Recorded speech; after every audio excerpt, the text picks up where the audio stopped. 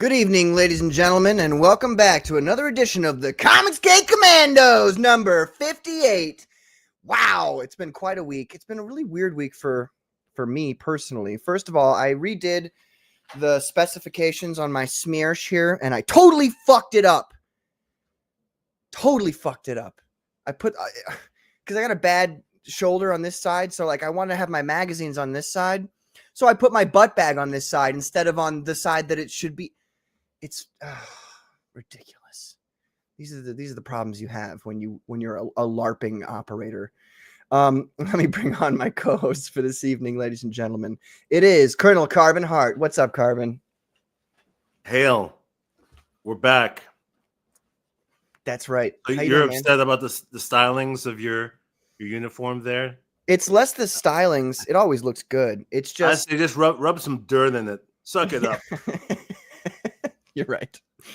I should just if a Russian heard me, he'd be like, "Suka biat. What are you doing? Putting butt bag on the right side of body. It's supposed to be on butt. That's why it's called butt bag." I think you should set it on fire so that you can get a charred look to it, you know? No, you're right. I think pretty soon I'll get a charred look from natural means, but we'll see. He's like, what the fuck is he talking about now? Anyway, how's your life been, Carbon? How's the week gone? Good, can't complain, but spring hasn't started yet, apparently, and so where I'm at, it's still cold, so it's a bit of a trip up, and I'm feeling like I need a vacation soon. Might just go to the Caribbean or something. I need to escape. Oh. The Caribbean would be really nice. Things are good. That's good. That's good to hear. Let me bring on our second co-host for this evening. Frederick Guman. What's up, Frederick? I think you're muted, brother. Hey, how's it going, General Q, Colonel Carbon? How's it going? What's up, man? That's looking good. Looking real good. Just working on the inking there. Went from main characters almost all done. Got some little terrain there at the bottom and working a little bit of the plasrad effects coming down from the bottom hand, the right hand. Is that stressful for you, considering some of the plasrads in front of her and you have to like not mess up? I mean, that's why we do the pencils first. I do the messing up in the pencil stage, and if I mess up a little bit of inking, it's usually I'm a little off here or there, and I can whip up the white marker and fix any inconsistencies, or minor errors. It happens once in a while. You just try not to do errors on the face and sensitive areas. Yeah, you know what I'm talking about. Well, I do, and it's a classic thing in the industry. They say if you mess up with the blacks, then you got to correct it with the whites. That's what they say. Yes. Anyway, and if all that fails, you end up with a silhouette. It's funny when you look at like older comics, ones that were, they're pumping out pages every day, and you start seeing silhouettes, and you start realizing, okay. Like now I know what silhouettes are there. Like they're there because somebody didn't have enough time and they were just especially that silhouette of just the character's head and it's off place and there's nothing doing the shadow. You're like, I wonder if you just fucked up the face. Yeah, right. Well, okay, without further ado, ladies and gentlemen, let me bring on our very special guest star for this evening. It's Salty. What's up, Salty? How you doing, man? What up? Oh, I'm so dark. There we go. Get some light. Hey, what's up, everybody? How's everyone doing? How's it going? Hey, doing well. How you doing? What is up, Patrick? Carbon, doing, man? Frederick. I'm just gonna drink out of my Magnum PI cup. Hey, I caught a bit of your show last night. I didn't comment because I was about to go to bed. Whatever. But, it was fun. Don't comment. You just lurk like a lurker. I've been lurking for 5 years in Comicsgate. Lurker all the time. Lurking for the Salty and Savage show every Tuesday at 10 p.m. Eastern time. Check us out once a week. It's fun. We make fun of things. We love things, and we do it with no pants on. Wait, what? Wait, that was not. Oh, yeah. Well, I'm literally never wearing pants. I'm not wearing pants right now. Oh my God. Well, I love how you guys were talking about video games. Video games are great. I also play video games. No pants.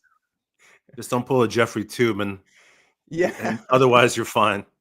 Well, I mean, I'm wearing clothing. It's just not pants.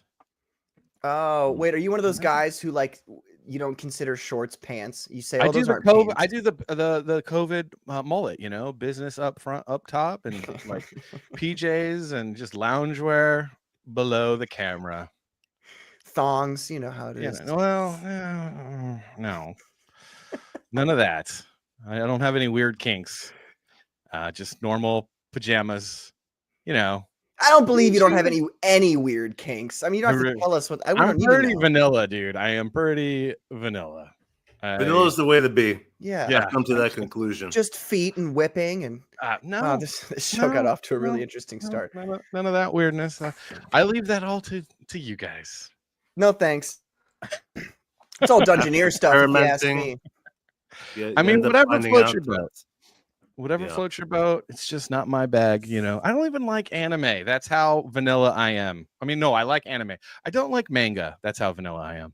Wow. Very based. You and I are on the same page. Katie's in the chat right now. She's gonna rip you a new Hey, one, look, buddy. I like some anime, but mainly the older anime, like Macross. Weeb. You know, 80s Ghost in anime. the Shell. Akira was weird and overrated. I don't know why people love that film. What? What do you mean Oh, it's the animation overrated? is- You've come across like the animation's biggest great. Akira fan in the world. The animation's great, but the story is absolute crap. I don't care what anyone says, dude. Like maybe the Japanese version's good, but the American translation's terrible. I don't care what anyone says. Fist of the North Star, that's pretty dope. Vampire Hunter D and Vampire Hunter D 2 Oh, yeah. Bloodlust, that's dope. But Akira, Yeah. Wait a minute. Wait. Hold on a second there. I saw Vampire D Scroll? and Akira, and Akira's story, in my opinion, was better. Why do you think Vampire D's stories is better? Well, so which one? The second one or the first one? D. Because the second one is just way better. Oh, it was great. Bloodlust, is that what it was called? I can't remember. Different animation house, the same animation house that did the Animatrix one, the Samurai one. That was cool. Mhm. Yeah, no, like not the second one. The first one, no. Sorry, no. Have you ever played Final Fantasy? Which one? There's like a million of them. Do you played several of them? I suppose. Yeah. Are any of those stories good? I liked playing 7. I'm not sure the story was that good, but it was fun to play. Okay. That's the best one. 9 was okay. 8 was Yeah. dumb. I stopped story caring of after 7 9. Yeah. I mean, those are really the only ones worth even looking at. And 7 is the best. But But the best it's funny because a Final lot of Fantasy is anime, actually- Sorry. Just we're gotta getting into throw that real in there. weeb territory now. Let's go. But you notice how, in general, on the quick note, a lot of anime and manga, like, it kind of converges on this similar theme in which it approaches the apocalypse, right? Like, Yeah. Mhm. most stories kind of eventually, it's like, oh, here comes some angels, and now the apocalypse is happening, like Evangelion and Akira as well. It's like they're obsessed. It's probably because of the bombs that we dropped on them, actually. Yeah, the climate change message of Final Fantasy VII was just cringe and eye roll. I'm just like, oh my gosh, dude. And that was what, in 1997? And it's like they haven't changed that message already. Like, Mhm. dude, I've been getting this story since I was like in 5th grade with the world is gonna freeze. Yeah. Okay, dude. That's all drip feed propaganda, you know. Yeah, It's used certainly as a political ploy by the left, but at the same time by the Omni Party, it's like a little way to get you ready. Yeah, it's how to seize assets, control people into it, and push them into a dystopian future, which is really good segue to talk about my comic book because that's basically what it's about. Well, let me introduce the chat here, and then we'll go right into it. I've got. Do you want to share it and go through it, or do you want me to scroll through it? I'm in dark mode, so maybe you want to scroll through it because it won't be as weird looking with the Indiegogo Yeah. being. Yeah, that brings us back to the beginning. White mode is always better. I'm in dark mode. I Oh like my dark mode. God. It's easier on my eyes, so I don't have to wear sunglasses and look like a weird guy on a stream in my bedroom or in my room in my office. I dare you to say that to Shane Davis when you go on this channel tonight. I dare you to say that.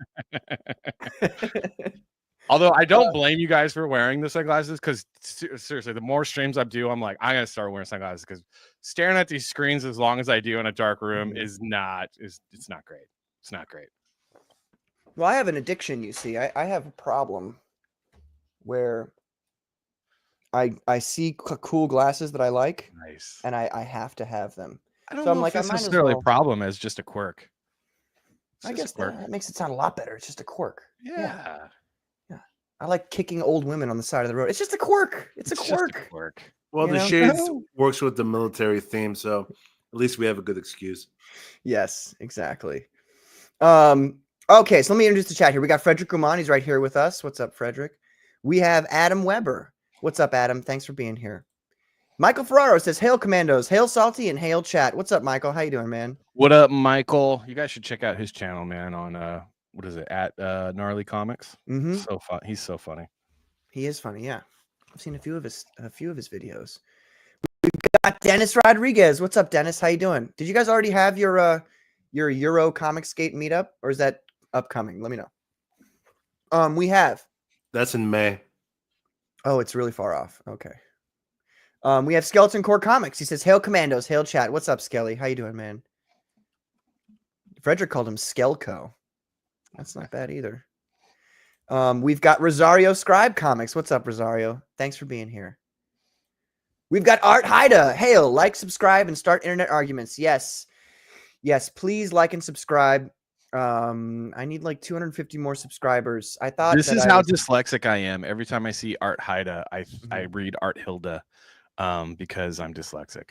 I Yeah, do I the think same thing. that's why I used to think that was a woman because it's just something about it But I'm is very dyslexic, feminine so in the name. Yeah. it's kinda Short for retarded. Broomhilda. Yeah.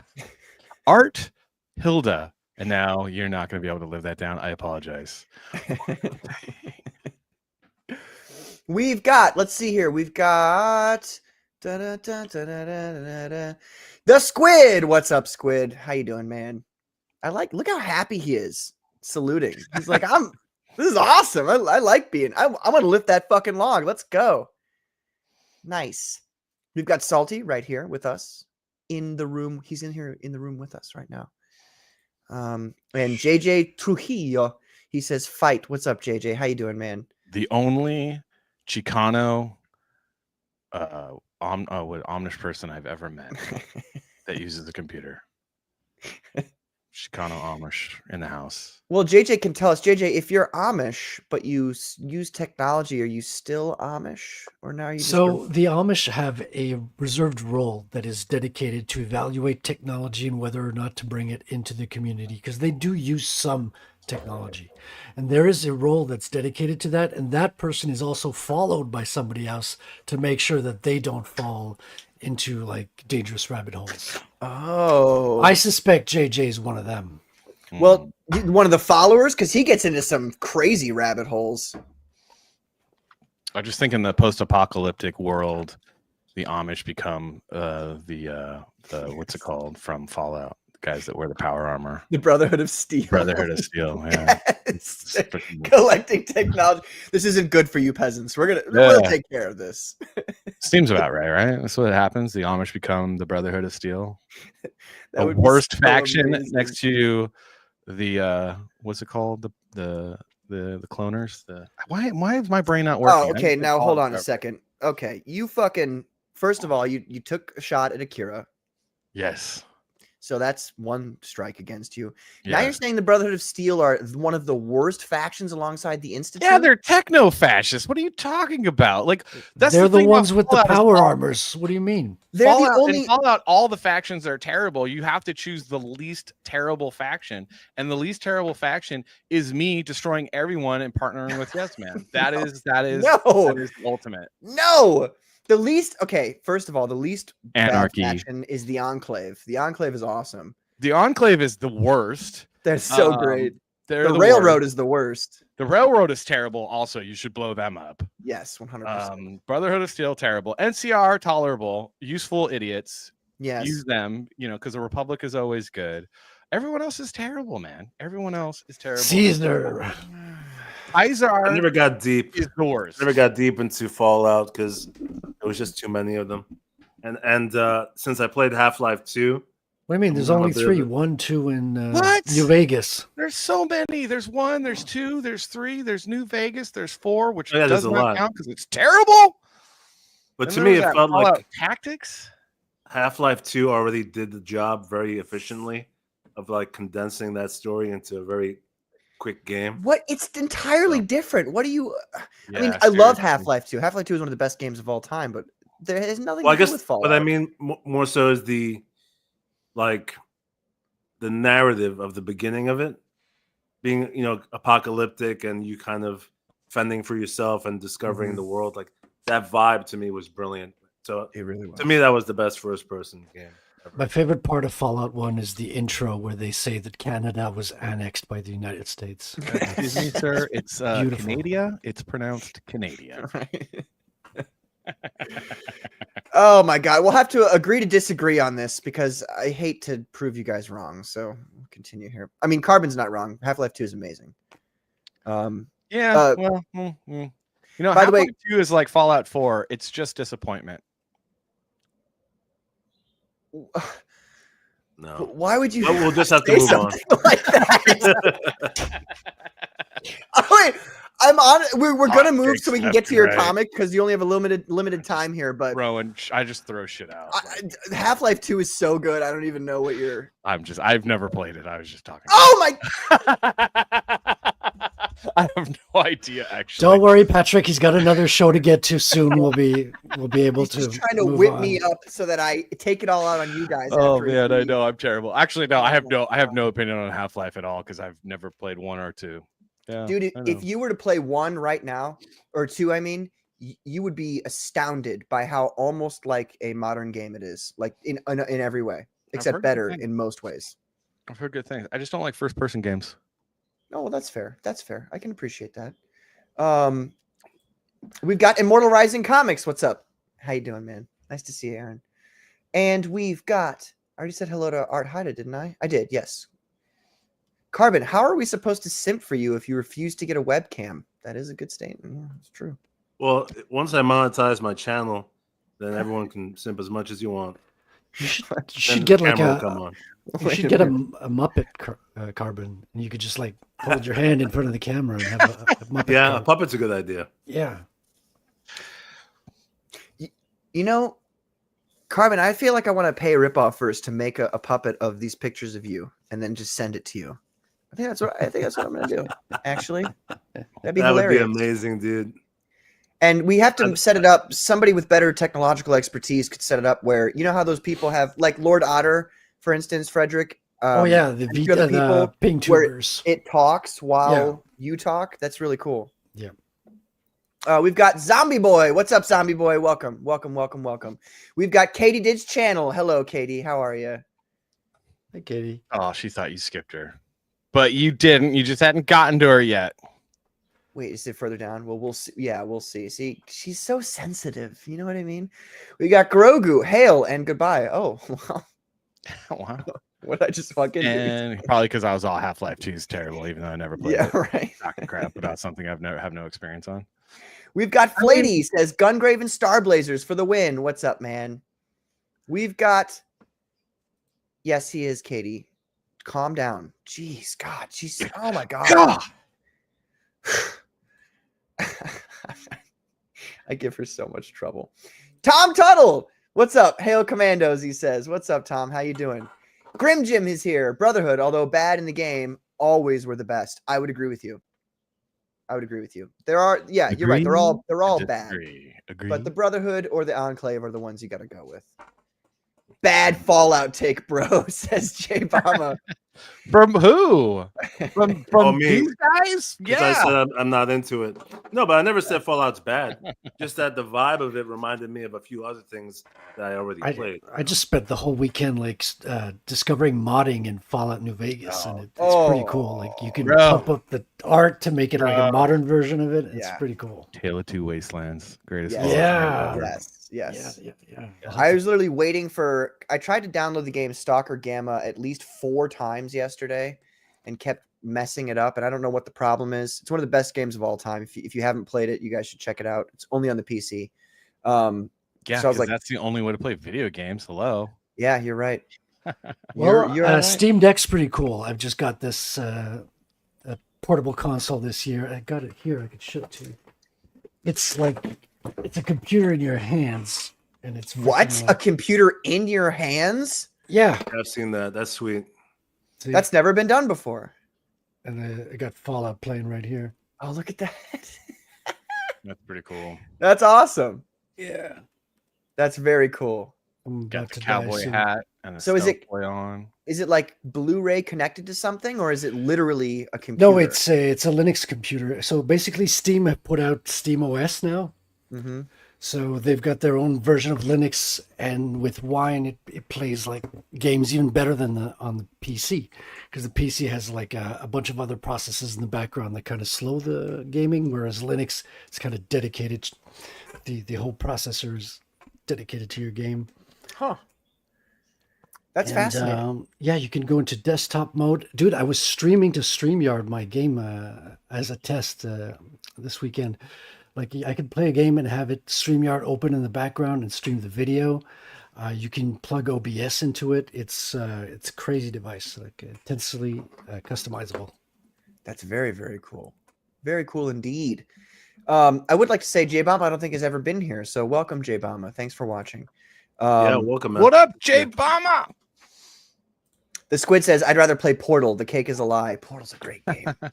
Great game. Yeah, That's that's another a game I classic. haven't played. Oh, sadness for Salty. I tried to play this with my nieces when they were younger, and they were like, this is boring. And I'm like, how do you have my genetics? This is weird. How are you related to me? Yeah. How are we related? You're retarded. Here's Katie overreacting. You know, it's kind of a common thing.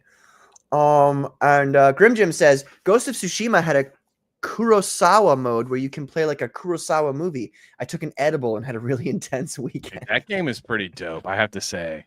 Yeah. That game is pretty. I wish that it was more of an RPG. I'm gonna put on my sunglasses. Let's be cool, guys. There you go. Nice. Now I can't see crap There you in go. here. It's so dark.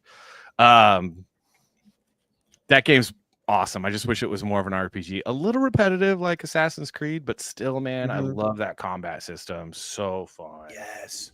The Well, it was dueling like the perfect length, right? Yeah. The length of the game was just right. Yeah, and the action was sick, Yeah. and even the environments, like the weather and like gorgeous. the grass, Yeah. and the flowers Gorgeous are so game. beautiful. That was really It's- gay for me to say, but No, Dude, that is no, not. it's not. Not Whatever. at all. It's a beautiful game. It's like, so pretty. You want to play without pants. Yeah, I know. That's well, maybe not that far. But Wait, what? no, but I mean, come on.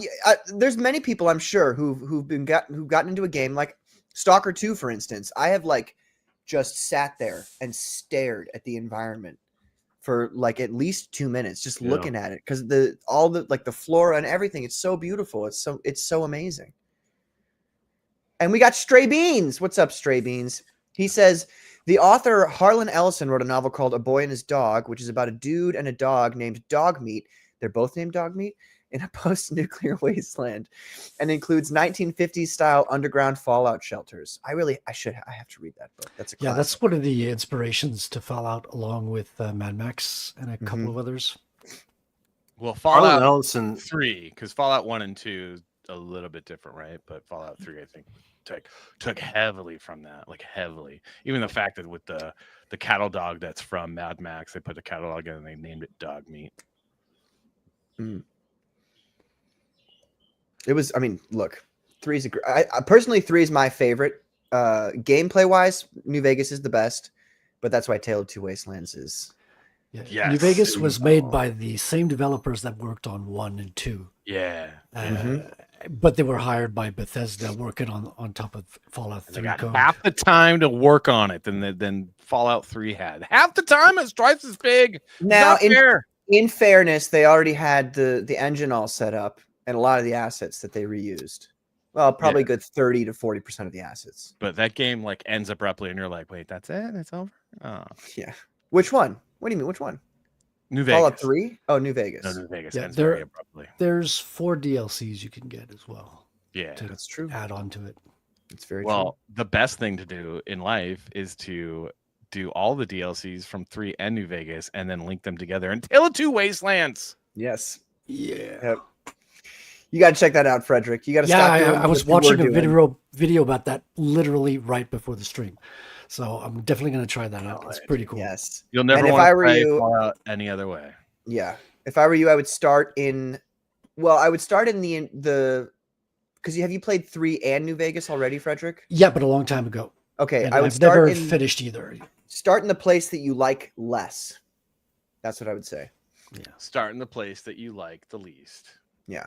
So I started in the Mojave Wasteland.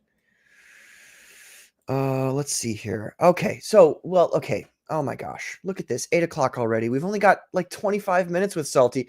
Ladies and gentlemen, I don't know if you knew this, but Salty kind of like double booked. He kind of like the Commandos.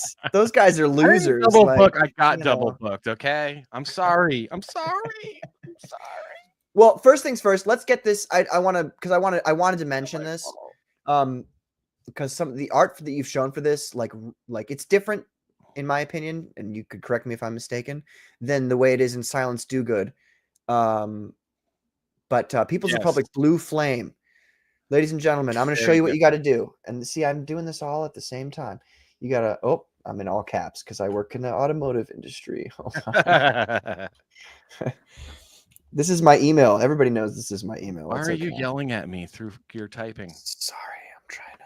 So what you got to do is you got to type your email into here so that you can get updates. This is going to be my next graphic novel. That's going to be based off the book series called People's Republic, written by Kurt Schlichter. It's an 8-book series that's pretty popular amongst the more conservative type folks. It is about a post-apocalyptic America where the blue states and the red states have divorced, not amicably, and are now in a civil war. And there's a guy named Kelly Turnbull who does black operations behind enemy lines of the blue states. It's highly, highly violent, super dark. It's like basically like Punisher meets Fallout. Speaking of talking about Fallout, and that's going to be my next. And you're going to get a 6-page preview of this graphic novel in volume 1 of my current graphic novel that I'm trying to hawk, called Silence Dogood. So quick question about People's Republic here. Is it an alternate universe, or is it the like R kind of universe, or what's the difference between that one and real life? It's an alternate universe where Donald Trump didn't beat Hillary Clinton in the presidential race, and Hillary Clinton became president, and everything went to crap. Right. Kind of like that movie Civil War that came out last year. Yeah. Yeah. They probably got the idea from Kurt Schlichter, who's been writing this book for about a decade. This book series for about a decade. I like how you're going from like a wholesome, almost like a children's comic, and now it's like we're gonna get violent and kill each other. Yeah. In the People's Republic. I like to diversify my creativity. It's one of the things that was so cool about working in Hollywood and entertainment advertising was always working on different stuff, and from Disney stuff to like, kind of action movies, Mission Impossible, things like that. So I like to keep it diverse. It helps me develop and continue to grow as an artist and as a creative person. So yeah. And then this book is all ages. Real quick question before we continue into this book. Two questions. One, is Silence Dogood, the universe of Silence Dogood, the same universe as Blue Flame? No, completely different universe. Okay. Just completely. Okay. Yeah. They're not related at all. Since I'm the creator and the writer of this book, and then I'm merely just the artist on the other bok. He says. Yeah. And then second thing, would you like to control this page and scroll through it at your whim, or do you want me to do it? I some people like to do it themselves, so I like. I don't mind. If you guys want to watch the trailer, I have like 3 videos you can watch. We can also just scroll and I can talk about it if you guys, whatever you guys like. How do you do the show? You tell me. The way I do the show is I let the people who take the time out of their day to come on my show to do what they want to do. All right. So, how about you click that 3rd video real quick? That's the best one that'll explain everything. Sick. Let's go. I mean, will we still need humans? Not for most things. They told you AI was just a tool, but what if it was a trap? Designed to addict, engineered to isolate, built to control. They want you in the pod, hooked to the machine. Your thoughts, dreams, and ideas harvested like crops until there's nothing left. But one man stands in their way. Ben Franklin. He is Silence Dogood, a time travel agent on a mission to shatter their enslavement of humanity. The battle for your mind begins. Silence Dogood Volume 1, Electric Dream.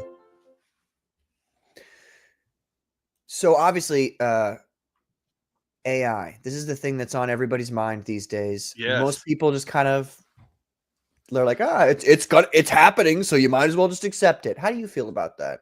Well, you will see how I feel about it in this book, because this series is basically the last like few years I actually worked with a lot of AI. I did some training for different models for stable diffusion.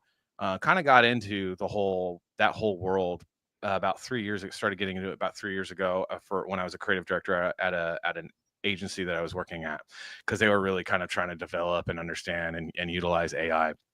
And so I started it was kind of like I had already started writing this book a long time ago and already starting exploring these themes.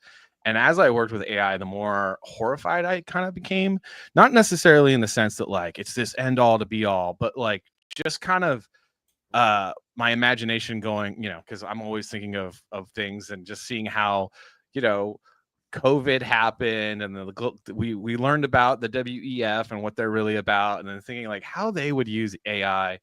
And I just decided to put it into this story about a teenage Ben Franklin who gets kidnapped by these time travelers and downloaded into a VR program for nefarious reasons, which will, as we go on to the series, we'll kind of more discover. But essentially what's happening is that there's an artificial intelligence that has decided that it's wanting to achieve godhood. And so it has devised a way to kidnap people throughout history, download them into this VR program so that it can add people's intellect to the algorithm, steal people's dreams, steal people's ideas, hopes, and aspirations that are living inside this VR program, and then get all the really intelligent people throughout time and history, download them into the algorithm so that it can achieve essentially godhood, or like an omnipresence, to make the world a better place. Because the whole goal is to make the world more peaceful, to make the world more dystopian.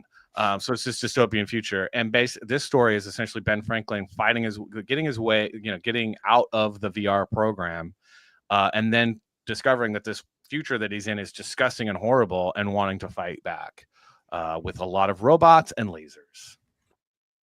And a lot of American history, actually. This series is going to explore a lot of American history as the series. Great tagline, man. Robots and lasers in American history. Yeah. I like the concept a lot. I also like the fact that you chose Ben Franklin. And if you're saying that there's historical events that are going to be tied in, that's great, because I love the American Revolutionary period of American history. Good, because you're going to love this then, because the opening scene is actually him in 1776, New Jersey, Trenton, on the eve of the Battle of Trenton, which is a really pivotal moment in the American Revolution. So this first part of the series is you're going to find a 18-year-old, soon to be 19-year-old Ben Franklin in the middle of the American Revolution, while also traveling back and forth to this dystopian future that is having its own revolution. It's quite awesome, exciting. It's if you were gonna do like an elevator pitch, it's like, think Doctor Who meets AMC's Turn meets the A-Team. Turn was a great series. Yeah, it was a really good series. Speaking of the A-Team, I pity the fool who doesn't back this comic book. And speaking of the A-Team, if you scroll down, we also have a special T-shirt available. Scroll down here, you saying? On the perks. Yeah, sorry. I should have made that more clear. So we have this exclusive T-shirt of Ben Franklin wearing some sweet jewelry that should look familiar. And the tagline is, "Well done is better than jibba jabba." Nice. So my wink and a nod. So hey, where does the name Silence Dogood come from? Silence Dogood. Well, we have that short story, so that's a good one thing to mention in this series as well, is that this is a 75-page story of comic book issues 1 through 3 of Silence Dogood, and then at the end we have these 3 short stories based on actual history of Ben Franklin that are just fun little short stories, and we give that story about where the name came from. But the name came from when he was about 16 years old. He used a pen name, Silence Dogood, which was a character that he created that was like a 60-year-old widow who would write an advice column in his brother's newspaper, and it was kind of the first anonymous like Twitter troll, because he was oftentimes would like call out people in the community about, oh, you're a bad person because you did this, or I saw you do that, and then also take advice from the town. People would slip notes to Silence Dogood through the newspaper door, and then he would answer that as a 60-year-old widow. And then he wrote it so convincingly that his own brother and his brother's friends had no idea that it was Ben Franklin. That's awesome. That's actually super sick.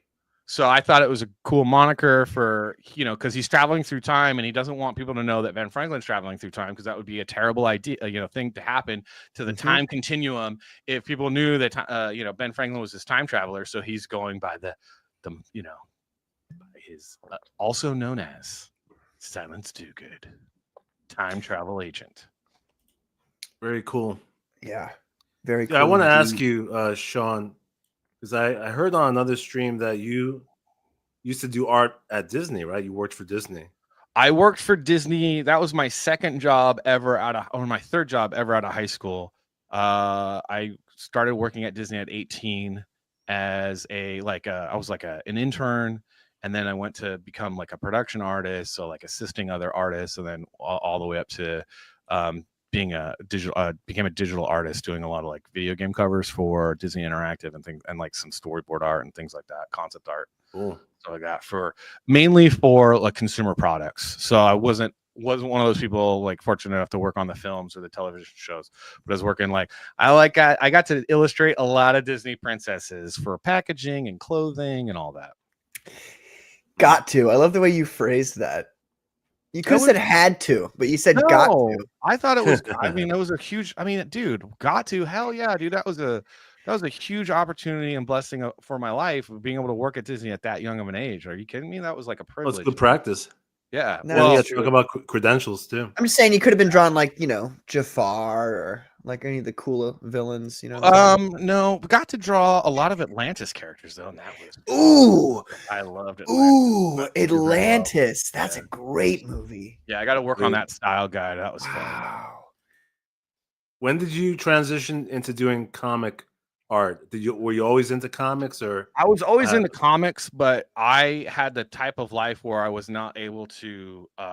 Could not afford to get into comics because I had a family to take care of. Like I was the breadwinner for my family at 18, so I wasn't able to be like, yeah, I can make $150 a page and draw a page like 3 pages a week. I had to make money, so my whole goal was to I've just followed the money, and that brought me into advertising. Always wanting to tell stories, more of a storyteller. Loved comics, always loved comics. Made my own comics when I was a kid, and then because of Disney and because of where my career went, I kind of wanted to try to tell stories through animation, and focused a lot on that. Developed some series, had made a lot of pitch Bibles, sold a couple of shows to different studios. One got canceled pretty hard when they found out that the 3 of us creators were all conservative Christians, and Trump just got elected. So that shit got canceled super fast. And then decided, I hate Hollywood. I'm going to make my own comic because I want to tell stories. And I don't need anyone to do that. I can write it, I can draw it, I can do it all by myself. And then I met all these people on Comicsgate and was like, I don't have to do it all by myself. I could work with all these great people, which is a lot more fun. But isn't that beautiful though, that you don't have to?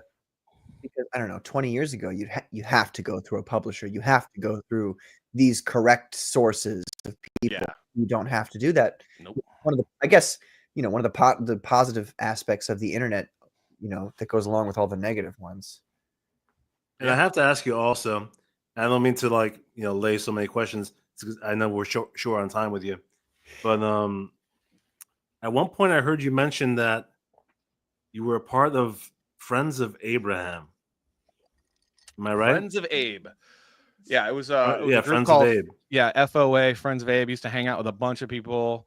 It was a secret group of Hollywood people. It was founded by Gary Sinise and run by Jeremy Boring, and it was just a lot of creatives and grip workers, union workers, a lot of blue collar workers that worked in Hollywood that were conservative. We would meet once a month. I think Andrew Breitbart was he was a big part of it. I think he was one of the founders, if I remember right. Yeah, and used to hang out with all those guys, and we would scheme and plan in secret, trying to affect culture and do some stuff. You know, it was fun. It was a good time, man. It collapsed like a flan in a cupboard, though. I thought that was really cool because, I mean, I like Jeremy Boring. I know a lot of people have mixed feelings about the Daily Wire, especially lately. But ever since, I saw Jeremy Boring with the razors ad, that was awesome. That was a funny ad, yeah. And also, he gives a lot of good commentary when they do like that round table discussion. Yeah. So I just my take on Daily Wire is that it is a disappointment. Yeah, especially well, I think just in general, because their mission statement and what they claim to be about didn't quite pan out, because I don't think that it was ever really. It just I'm as someone who has observed and knows some of the people and knows some of the people that have left there, it seemed like it was a grift, and that's disappointing. But it is what it is. It is. I know you've said, I've heard you, like, on your stream the other night, you were, how would I say it? Not so glowing about certain individuals on the Daily Wire. No. I gotta be real. Like, I think that there's two people on there who matter, who actually have made a difference. Yeah. And one of those is, unfortunately for you, Matt Walsh. I don't think so. The other one is Michael Knowles. Look at it this way, Salty. The What Is a Woman documentary, as preach to the choir. As you think so. Yeah, it did. I know you say that, but at the same time, dude, I looked around me and I saw the mass populace's response to some people didn't even, like, most people didn't even watch it. Most, obviously, only like Daily Wire people watched it because it was only on Daily Wire for a good portion of time. But the message, that question became something that people were asking each other on the internet everywhere. And I really do think that documentary had a huge part to do with the toppling of this whole transgender regime thing. You think? I think it was more had to do with the fact that COVID happened and parents started paying attention to what their kids were being taught. But I could be wrong. I definitely am very cynical and disappointed in that guy. But that's also because he's very, like, I mean, the guy has no understanding of artists. Yeah. Craps on video games, craps on the culture, thinks that the politics are in. So, like, Andrew Breitbart believed that politics was downstream from culture. So it was all about taking the culture back and having the arts and entertainment have a place where conservatives and like-minded people like us had a place to voice our art and our entertainment. And definitely that he's somebody that's positioned himself to say that he cares about the culture war while also just being a giant grifter on the culture war. You think so, really? Yeah, absolutely. Dude, absolutely, man. Well, I think what does he do for the culture other than promote himself and do his stupid little documentaries, which are just for the choir? Nothing. Well, can it be possible to kind of do both to a degree? Because, because, like, for example, promoting yourself is never a bad thing. It's just, if you actually care about the culture, what are you doing to improve the culture besides selling to a disenfranchised demographic? Like Andrew Klavan, on the other hand, does a lot for the culture. He's always showing you new writers and new creatives and talking about movies and stuff. No? Andrew Klavan's an old, I was thinking fart. Back to old foggy fart. I love it. Back to Matt Walsh and the documentary Was a Woman. Obviously, it wasn't the only thing that affected the change, but it definitely had an effect, because the conversation was brought up more, definitely, because people saw that, it raised that question. It became a meme. So that's what I'm saying. He forced the conversation, is what I'm saying. I don't think he did. I think he was writing the algorithms, because that's what they do. I don't know if he was forced in conversation. I think he was just writing a trend in the algorithms, and that was all he's ever done. I mean, he made Dylan Mulvaney way more famous than anyone would have ever cared for, because he obsessively talked about that person. because it got clicks on YouTube. So I don't know, man. I'm very cynical on them. I see them like, and that's the thing is like Silence Dogood is all about fighting the algorithm. Like the algorithm really does a really good job of controlling humanity, enslaving humans, getting us to really kind of be cows, you know, and sheep and follow along to this, like what they want us to talk about. And I think that if you're going to be a culture warrior, that you fight against the algorithm and you try to set the algorithm, not be a slave to it. I don't know. But I mean, that's just maybe if the algorithm says cool. something good, though, like say the algorithm says, you know, Jesus Christ was both God and man. Yeah. And that becomes part of the algorithm. Are Yeah. you upset because it's being said, because it's being pushed by the algorithm, even though it is a true statement? Absolutely not. But the algorithm right now, what it does is it makes mountains out of molehills of stuff that like really most of humans are just going to reject wholeheartedly. But the algorithm is making that seem popular. It's making it seem like it's normal. It's making it seem like we need to accept it. And then we're also obsessing over it because we can't stop talking about, oh my God, can you believe this happened? Because the algorithm keeps pumping, oh my God, can you believe this happened? You know, because dude, if the algorithm was Christ is king, you know, God in the flesh, why would you fight against that? That's just based truth, my friend. Well, I agree with what you're saying, especially about the algorithm, but I think it's complicated because, like Patrick just mentioned, there could be examples where something gets big and then you want to voice your opinion on it so that you're pushing back, but then also you want to be careful that you're not going to perpetuate its existence, which I think you brought up the point with Mulvaney. Like there are people who could have been ignored if it weren't for people riding the algorithm. So I think it's a mixed bag. It definitely is a mixed bag for sure. There's also a dangerous aspect to the algorithm where it targets people differently. Like they're finding that men and women are having diametrically opposed political views more and more. It's like men are being fed one thing on their feed and women are being fed a totally other thing. And we're kind of diverging more and more on a political spectrum. It's almost like the algorithm's just created to separate people and make them hate each other. It's almost like that video that I showed you where it was like, maybe it's designed to divide and conquer. Yeah. Keep you alone and isolated from your fellow man. And I think that's where like people are like, oh, soon in AI, you'll be able to make your own video game. You'll be able to watch your own movie, which will further isolate you from your neighbor or your friend or the person that you work with, because that conversation at the water cooler about the cool show that you just watched and how you can bond over something that you both like is no longer going to be a thing. And it's just continues to divide and conquer. Maybe it's all by design so that you become complacent and live in the pod and own nothing and learn to be happy. Exactly. It's like Black Mirror. Have you seen the show Black Mirror? I have not, but I've seen like bits and pieces and people talk about it at the water cooler. Yeah, there are some episodes. There are some episodes that have been brilliant in which they've predicted, even like I think it was 10 years ago that show started. Social credit stuff score. that is happening now. Yeah, all that kind of digital apocalyptic crap. Yeah. Ladies and gentlemen, Silence Dogood right now. You can get so let's go through some of the rewards here, Salty. Well, we've got you. Yeah, so you can get all 4 covers, 2 covers by me. If we reach 10K, that regular edition blue cover will become foil. There's a cover by Dan Lawless and another cover by Eric Weathers. Those are both really cool. That regular edition's from me.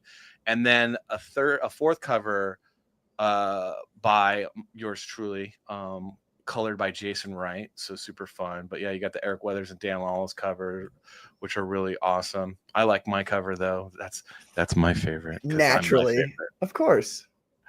But if we get to 10K, it's gonna be foil. Look at that. Is there a picture of the foil?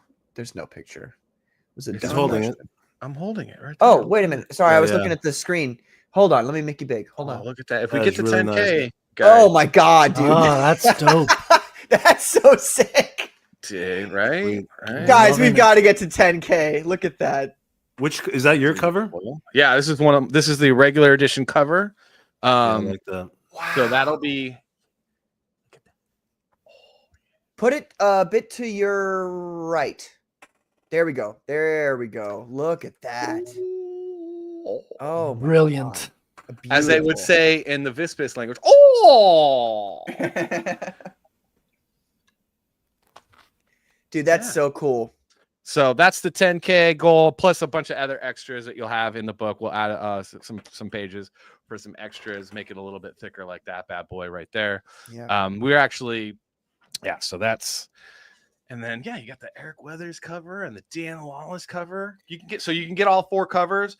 You can get them individually. You can get the shirt, and then we have an I Want It All, where you can get all 4 covers, the first 3 issues, with those covers, art poster, and a T-shirt. And then we still have one of the original art left. The cover, that cover, original art, inked, hand drawn and inked. That's still available too. One of the other pages got, and then become a founder if you want, but that's quite high. But we got 2 founders so far, which is kind of What is a cool. founder? What does that mean? A founder is going to be a person that gets credit for. So originally this was an animated show that I actually had a Hollywood studio pick up, and we were developing. That studio ran out of funding and went out of business, and that's what decided what made it from motivated me to just tell the story, because I got to tell the story, man. I'd been working on it for like almost a year as an animated series. And so eventually, I would love to make it an animated show again, but I'm going to tell this story regardless. So we're going to tell it as a comic book first and focus on that. But if we ever do anything outside of that, a founder is going to become an executive producer on that. They also get producer credit on the comic book series. It's like, it's a little, look, it's my scheme of raising money for my ultimate goal of taking over just this area of Tennessee that I live in, and becoming a storyteller and doing stuff like that. So anyway, so you just get it. Like, if we ever do a cartoon or a video game, you're just going to have your name as an executive producer, which, is kind of cool. I would love to be executive producer, which I will get that credit because literally it's my shit. I'll do whatever I want. Okay. I don't know how much time you have, but I did want to ask you what it was like, because you said that this was it was it was a cartoon originally. Yeah. So what was that like, if you have time to say, what was that like transferring it from, I guess you had it in storyboards to, probably a little bit easier to transfer it from storyboards to comic format. Honestly, no, because I didn't want to just have I didn't want to just do like panels, like square panels or like rectangle panels. I'm a 90s kid. I grew up on 90s like comics, like Image Comics, like when I was a little kid. Those were like McFarlane and like Todd McFarlane and Rob Liefeld and like Jim Lee and like Eric Larson. Those were like some of my all-time favorite comic book artists. So I wanted to have really cool big splash pages and panels and stuff. So and then the story, I wanted to elevate the story and go a little bit darker. I was getting super into AI way more, and I just wanted to make the future that Ben Franklin was fighting to be way more dark and dystopian, because I felt that worked for comic books. Whereas it was a kid's cartoon, so it was a lot more lighthearted. So I took the premise, I took the concept, and then I just ran it through what would this be if it was a 90s comic book, where it was darker, it was a little bit more serious, but still had a lot of that comic relief and a little bit of that lightheartedness, but just with more violence and more laser guns and robots. Okay. That makes sense. Does that make sense? Yeah. So it was a total rewrite. I completely rewrote it, because I took the same premise, the same story arc, but then it's just I gotta readjust this for a different medium. For a different demographic too. Yeah, there's no one-to-one translation, and so it was just a completely different mindset. Interesting. That's fascinating. There must have been a lot of work. It has been. Yes, it has been. I don't know how you gotta let me know when you need to go. I know it's their show starting right now, actually. Is it? I haven't gotten a link yet. They said 9:30. Well, sometimes it's a little later. Oh. They invited me on one time, and what was it, 2 times? It was 2 times, except the first time my comic book sucked. So But the second time it was like 15, 20 minutes in, and they were like, "Yeah, here's the link." Oh, okay, cool. Well, then I'll just hang out until I get the link. Is that cool? Cool, yeah. So Michael Ferraro says, this is in regards to our Daily Wire conversation. He says, if you want to reach geeks, it would behoove you to not trash geeks. Walsh can't stand geek culture. Walsh is also a pretend man. He LARPs as a manly man. He's not. He dyes his beard and has the softest, tiniest, supple hands I've ever seen from a man who lectures people. You've been looking at his hands intensely. No, like if you ever just when he uses his hands a lot to talk, and they're just so soft and supple. That man should never lecture anybody on what's masculine. Good Lord, dude. That's the thing. It's like, come on, bro. You dye your beard. What? How do you know is this? I mean, might be a scurrilous rumor. Sounds like he dyes his beard. How do you know? You can tell he dyes his beard. He might just have superior genetics. I'm gonna back Matt Walsh here. I'm just gonna defend him. Are you gonna sweep and simp for Matt? Well, Walsh? That's right. I mean, the whole Good beard dyeing Lord. thing. I don't know if I. Thank you, Katie. would Who does hair? Katie, No, you don't but know I'm anything saying- about anything. You think that Wonder Woman isn't a BDSM icon, okay? So Well, she does I wouldn't- now. wouldn't fault the guy she for- didn't though, and we all No. saw it. We were all there for it. She did not. Sorry, go ahead, Carmen. I do agree with him though that anime is satanic. So Yeah, no. Things individually are satanic. Like, honestly, too, I just find people that have takes in order to be like shocking is just, especially when they're on the right, you're just cringe, dude. You're so like the teenage girl act is old and just go away. Oh, you're so shocking. Oh, you're such an edgelord. Shut the fuck up. You dye your beard. Oh my god. Okay, let me say hello. You to should some only people. drink whiskey this way, and you should only shut the fuck up. Yeah, that's lame. But let me introduce some people here, or say hello to some people here. Belmont Press Comics says, "Yo, what's up? What's up, Justin? How you hey, doing, man? Belmont. Nice to see you." We've got Hojo. Belmont. He says, "What's up, fellas?" What up? By the way, he had a Hojo? great interaction with Belmont that I just want to show you guys if I can get to it. Yeah, so Hojo says, "What's up, fellas?" Belmont Press goes, "Hojo." He goes, "Belmont." It's just, Hojo. Belmont. that's Hojo. like Yeah. top tier manliness right there. Mm. We got that's the if they were in real life, they would have just been like, Nodding. yeah, just the nod, the There's nod. tension in the chat. Right. Doctor. We got Gray Wolf. He says, "Hiya, chat. What's up, brother?" And we've got Wrangler, ladies and gentlemen. A whole lot of hola. He says, "Nice." to Hey, see you, Wrangler. How you doing? Nice to see you. All right, sorry. I want to get back. Oh, we got some defenses here. Hojo says, Walsh is the guy who backed GoBots and still claims they are superior to Transformers, and he's mad about it. That's good. Yeah. Hojo says, anime isn't satanic, it's just lame. Michael Ferraro says, in his defense and defense of anime, he was trolling with that. He was actually, like, he does do the driest of humor ever. And for some people, like, hate that shit. They hate it. And I understand. I get it.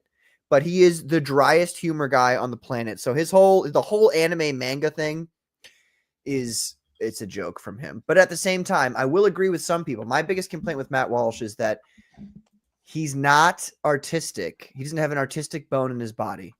And so he doesn't understand it at all. And so he'll see things that are very artistic and very good and very like full of beauty and talent. And because it's not basic enough to his non-artistic basic sensibilities, he doesn't perceive it as art. You know what I mean? Like he could look at something like That's a really complex way of saying he's just a tool. No. Everybody's got their specific things that they're good at and their He's abilities just a that tool. contribute to God's, to God's kingdom. And some people are really good at art and some people don't understand art in the slightest. Like when I was younger, I didn't do any kind of working out or, athletics or anything like that. I was horrible at all of it. Now that I'm older, I engage in some of that stuff, but like when I was young, I didn't. And so that skill set was completely unknown to me, whereas I was focusing on the art side of things. But so everybody's got their different like things that they're really good at that they can use to contribute to the goodness of the world. And I think Matt Walsh is very good at pointing out. He's very good at pointing out stupidity and calling it out. And I mostly am referencing transsexualism, and his political opinions are, well, actually, I kind of agree with him on most of the things that he You can says. see my eyes right now. I know, but you see, you're wearing the glasses. That's the beauty. See, now you understand the beauty of wearing glasses. I've been like this everything you've said the whole show. I've been like, all right. Matt Walsh is basically just Ben Shapiro with beard. Don't say that. And the I deeper went there. voice. What? Don't say What? that. But he's not Jewish, though. I'm always right. Oh, I don't give a crap about that. I Don't mean, say that. I mean, he's Catholic, so you know. Just as bad. I'm just kidding. I don't know, man. I just No, I know, I it's just funny. haven't ever like when he was at the Blaze. I was like, people were like, ooh, and I'm like, dude, this guy is so cringe, dude. It's not even. It's sophomoric. Like it's just. Wow, Yeah, I mean, I won't and die on the hill intellectual. of defending him. It's not as if I'm a huge fan. Like, you know, I'm moderate about these guys, but they've had an impact. So some of their stuff has been okay. I mean, he's just Timu William Buckley.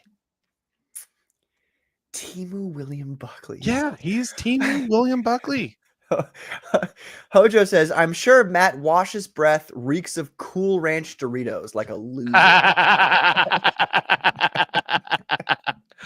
Hilarious. Oh, Hojo.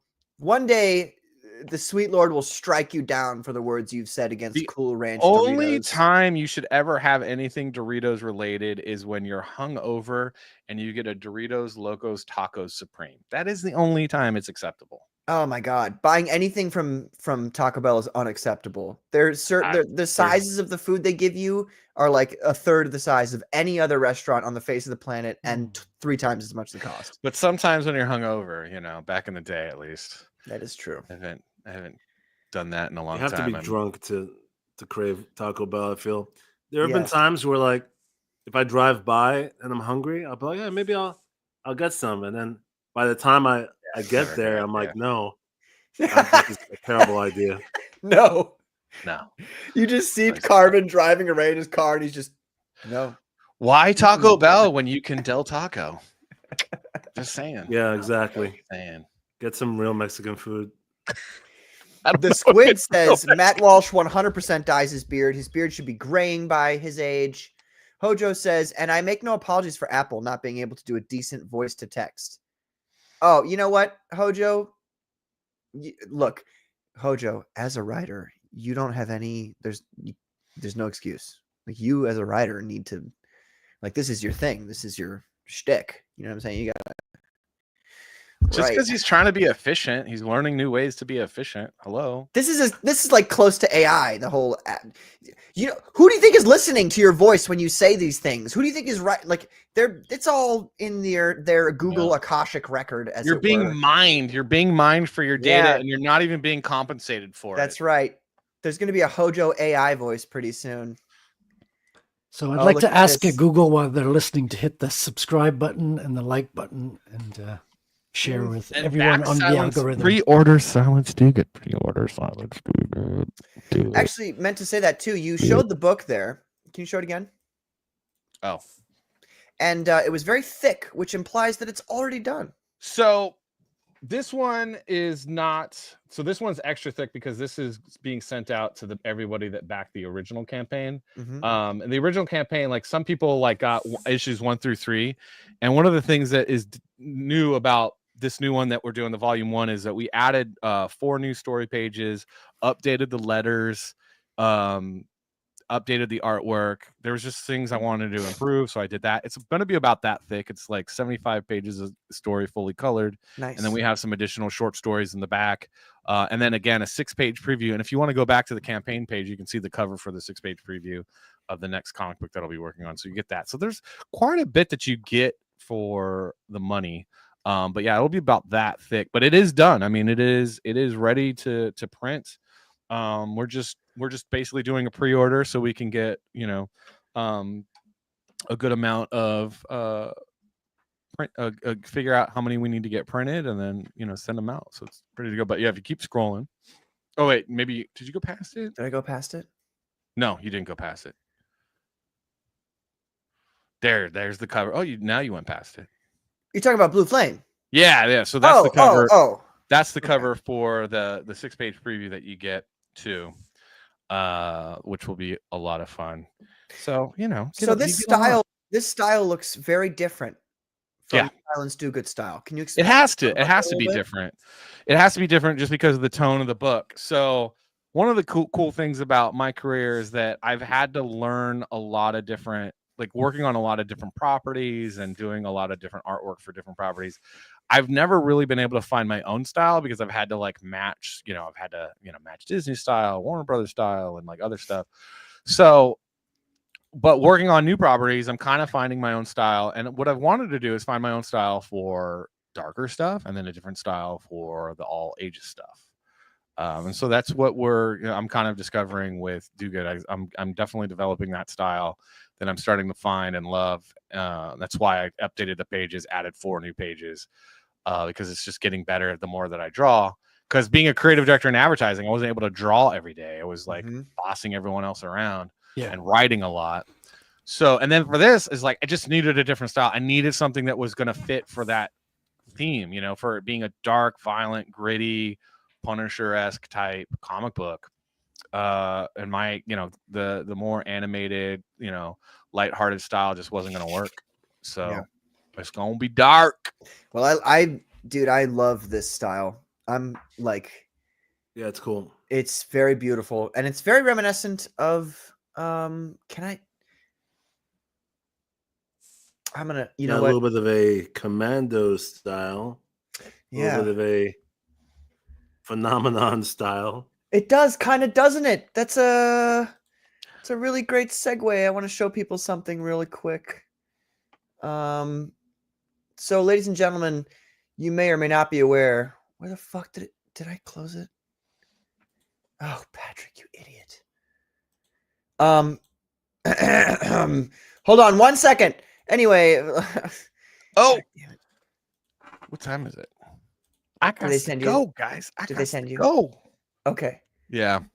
Well, then I'll show it in a little bit to the folks here, and they'll know because you were just on here. Well, let's look at it. I'm sorry, I was trying to find it, but for whatever reason, the JPEG I brought up didn't work. I'm going to scroll up through our dirty hooker. I know, I'm horrible. A gay theater kid is what I was just called by the squid. Wow. Thanks. That's offensive and also funny. I laughed a little inside. It's 2025. It can't be offensive anymore, right? Right? No, not at all. Come on. Okay, I'm gonna show Salty. Do you mind if I show the original colored version you sent me? Oh, not at all. Okay. This is not the final version. I'm digitally coloring it, so it'll it's definitely right. But I was just playing I would draw this for him and then send him different scans because I just kept working on it. And I was like, here's just the inks, and then here's me coloring it in. Yeah, coloring is like an offensive term now. We're saying chromatically enhance. Oh, good Lord, I colored the crap out of it. Hate me. That's strike 3, Salty. I'm going to kick you off after we're done talking about this. You talk shit about Akira. You said that. What was it? You said the Brotherhood of Steel was horrible, and now you're, That's it. I'm giving him a temporary ban until his next appearance. Yes, until his next appearance. Yes, and it's going, by the way, on your permanent record. On my permanent. Jot that down, please, Frederick. Thank you. Noted. We're allowed to say bigoted words though now. They're coming back in style, especially the N word. Not more colored. And more on Twitter. No, sir. Did you see that clip on Twitter of that lady? There's a lady in the car, an Indian lady, calling another lady the N word like nonstop. Oh my god! While holding up her phone, it was pretty funny actually. Oh, dude, although we get struck for you showing that, you should find it. Good bounce, my dudes. Sorry. No, it's great. But just real quick, ladies and gentlemen, this is a beautiful, beautiful piece of the boss that Salty's doing for me. And it's going to be, we reached $2,000 on the Phenomenon Nice. #2 campaign. So this is going to be the card that goes along with it. You're all going to get it for free. Nice. No charge. And like I said, this is a WIP, a whip, as they say in the industry. They say that. Yes. A work in progress. So we're gonna get a digitally colored, See, you got me doing it now. You got me being racist. That's now, the same as Salty. AI, according to Razorfist. You know. Oh, really? Did he have that bad of a take? Oh god. Oh god. Let's get into that in a This second. is really cool, though. I like this image. Yes, it's very beautiful. He's holding his beautiful 1911 and the VSS Venturez, the most beautiful. And his fingers are not on the trigger because I hate that crap. Stop drawing fingers on the trigger. Yes, perfect. I would have actually, if you had drawn his finger on the trigger, I would have corrected you. I would have been like, don't do that. Please don't do that. No. I've had to do that to people before, and they're like, what's the problem? And I'm like, only when you don't get are going bang bang do you put the finger on the trigger. Right. So thank you for your attention to detail. I appreciate it. And gun safety. Yes, sir. Well, and thank you, Salty, for coming on tonight. Thanks for having me, guys. Sorry I got to run. No, you're okay. Let me, ladies and gentlemen, go back. Silence Dogood. Let me bring that up again real quick.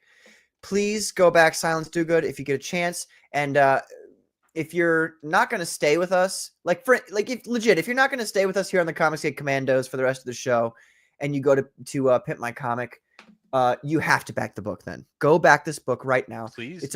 There's many different options for you. 8,000, which is awesome. Right. And 10,000 gets us that beautiful cover you showed us. It's gonna happen. It's gonna happen. All you got to do is back one of these covers. You know, there's so many people. If you back one cover, we can get up to 10,000, or you can be one of those whales, those sharks, as some people like to call them, and get the I Want It All, the $200 bundle right here. Or get the original cover art, because that is also awesome. Also, yes. Or become a founder. That also would work too. So it's up to you, ladies and gentlemen. The ball's in your court, as it were. Salty, thank you so much for being here, brother. Thanks for having me, man. I really appreciate it. And it was good hanging out with you guys. I would love to hang out again because you guys are really fun to be around. That's for sure. It's a fun show. Well, and chat, thanks for tolerating me and interacting and being super awesome. Comicsgate is awesome. Yeah, man. Best community. That it is. And it always wins. Nice meeting you, dude. All right. Frederick, that piece of art's looking awesome, by the way. Thank you. That's one of Patrick's characters, by the way. Yeah. Blue Rose. Right. The Blue Rose. That's right. All right, my dudes. Thank you. Have a good night. God bless. Salty. Have a good night. We will see you soon. See ya. Well, now is a perfect opportunity to see if me making Carbon a co-host actually worked. Carbon, can you control things? Like, can you add and share screens and stuff like that? I believe so. What would you like me to do right now? Well, I need to take a piss and a cigarette, so I want you to do whatever you feel like you want to do. That's really what it comes down to. Okay, give me one moment. I have the Thunderbolts. There's the final Thunderbolts trailer. I know you hate it, but I was going to show it anyway to annoy you. So, who hates it? Is the new trailer? Carbon has been not very positive about the Thunderbolts. Well, me neither. Neither of you. I mean, but Carbon's been particularly like, no. It's very mediocre looking. Yeah, actually, maybe I could pull that up while you're. You can do whatever you want. I mean, there's nothing to hate. That's why I gave you these permissions, because I trust you to do the right thing. There's like nothing to hate about the trailer because there's nothing to like. I mean, it's like I totally disagree with you. I start with an open mind. I'm like, okay, let's see what this is, right? And the more they talk, the more they open their mouths, the more I'm like, oh, I don't want to see this. I'll be okay, Carbon. I have to piss. I'm almost ready. Figure it out. I'll be back in about 7 minutes, ladies and gentlemen. I'll be right back. Thank you for being here. There you go. Now I am in control. Let's take a look at this. I'll make it full screen. Let's hope there's audio.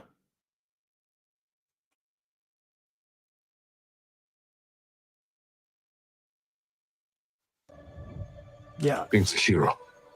There is no higher calling.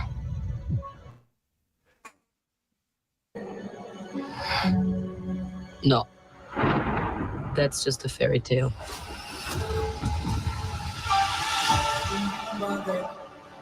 I was in high school when the Avengers came. Kind of strange that it's all over now. No one's coming to save the day. I think we are. We can be the ones that are coming. But you have the wrong people. We have all done We bad could be the things. ones that are coming. I've been where you are. Way. So you can either live with it forever, or you can do something about it. I am a void. Look what you unleashed. You can't outrun the emptiness. We can't do this. No one here is a hero. We all have things that we regret. But I have so many.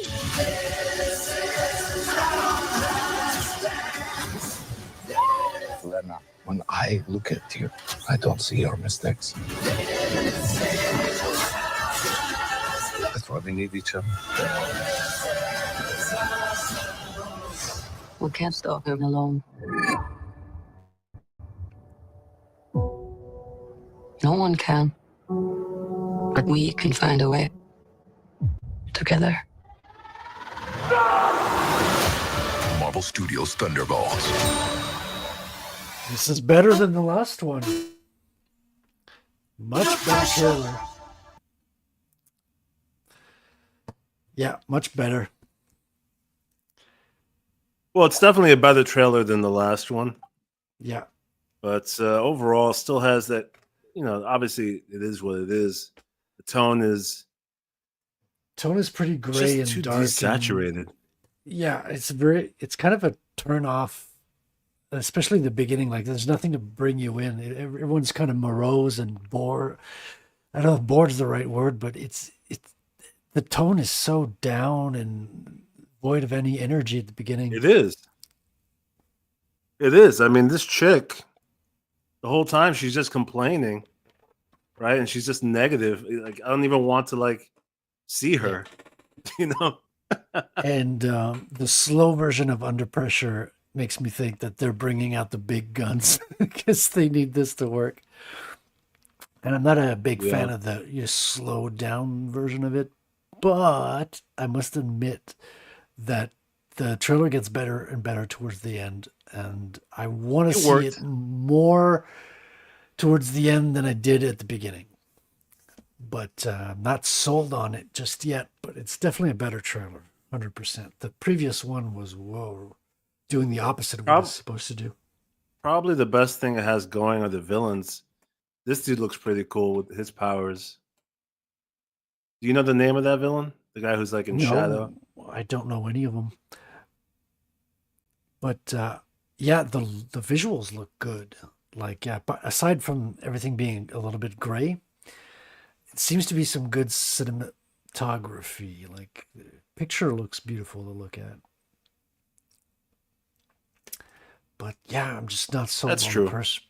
Yeah, this dude's pretty cool. That's a cool shot. I kind of like that. They gave him pretty godlike powers where apparently he can disintegrate things. Yeah. Pretty cool effect. Yeah, and you don't see Once them, again, it's just small on the screen like that a whole lot often. It's a nice shot. I think they made a mistake with this kind of downer feeling. Yeah, it doesn't really motivate you to go to the theaters. And they're it's down. Cheery. It's down for what, 1 whole minute or something. It feels like an eternity watching the beginning of the trailer. It's kind of dragging its feet a little bit, Yeah, I can see most people. They got the energy of people that are going to a funeral. Yeah, it's got a funeral vibe. I could see most people waiting for this to go on streaming. That's how I feel about it. Where it's I'll watch it if it's on HBO Max, but I'm not going to go to the theater. It's as if the characters were able to see the future and they saw the opening night, and they were like, "Oh no, this is." Yeah, no, they overdid it with like everybody being dark. The only guy who has a sense of humor is David Harbour's character, but then he also plays like a loser, kind of, like the Folly character. Yeah, He's just dopey. but it goes Can't to really show take him you, seriously. right? It goes to show you how different tone both trailers have. Like you can really change what to expect from just how you cut the trailer. Oh yeah, totally. We'll see how it does. I mean, I have a feeling it's not going to do well. Yeah, I've got a bad feeling as well, but could be surprised. Would never know. Keep it an open mind. Might be wrong, but yeah, initial thoughts were not so great. That reminds me. Yeah.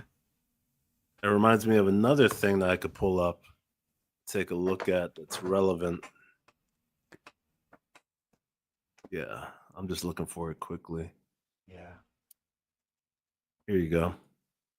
I don't know if you probably saw this on Twitter because it was pretty big. Which one? I mean, people were talking about it yesterday.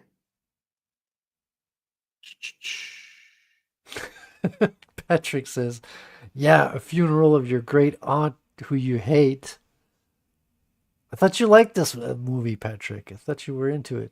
You were saying that we were both negative about the trailer, which we are, to be fair. Oh, Youngblood. That movie's going to be awesome. It's going to do really well. Which one, Youngblood or the Shaft and the recon team have been neutralized by Cybernet. He's the only one that survived. Am I the only one getting lag or Initiate. Operate.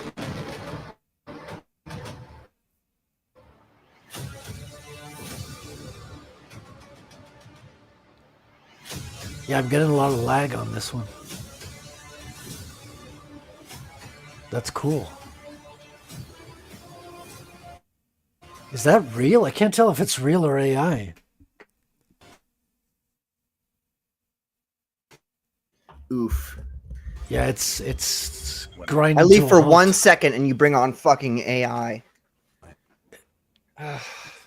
It's grinding to a halt, Carbon. At least on my end. I just see the jet now. It's frozen. You want me to share it? It's done. Is Carbon still there? The pressure got to him. See, it's hard. His computer crashed, I bet. It's hard, being on a channel. And by the way, I would like to say thank you. Thank you so much to everybody. I was looking at the YouTube views. We've got seven viewers on YouTube. And it says we've got 102 people watching, which means there's what's math? 85? No, 95 people watching on X. So thank you guys so much. I appreciate it. Hey, Carbon, can you stop that? I'll bring it up. All it takes is you guys gotta plug yourselves in here. You gotta plug yourselves into the internet. Once you plug yourself in, things are easy, not hard. The best part is it's easy, not hard. Anybody know that reference? Probably not. I'm sorry. I'm gonna scroll down to the video here. God, Rob, can you stop posting the same two pictures? There is a new Youngblood comic coming out, though. Oh, there he is. What's up, man? Apparently that trailer was too high res because everything fell apart. But did you see most of it? No, we saw none of it. So Okay, there you go. I'll play it here. Yeah, it was kind of staggering. You can Not force the quality down a notch. I think it'll be fine. I'm plugged into my internet. I've got the Ethernet cable plugged in, so I think it'll be all right. Anything over 1080 is worthless because the feed is going out at 1080 anyway. Yeah, I agree. And honestly, I don't know how you guys feel about this and how the chat feels about this, but like I don't like watching movies in HD. Like I prefer watching them in SD. I think it makes the movie look better, if you ask me. I think we'll get into that. That was a no. You might as well just said you're an idiot, Patrick. Did you say in SD? Yeah, I said SD. I like watching it in SD. All right. I'll shut up now. You idiot, Patrick. Shaft and the recon team have been neutralized by Cybernet. He's the only one that survived. Initiate Operation Youngblood.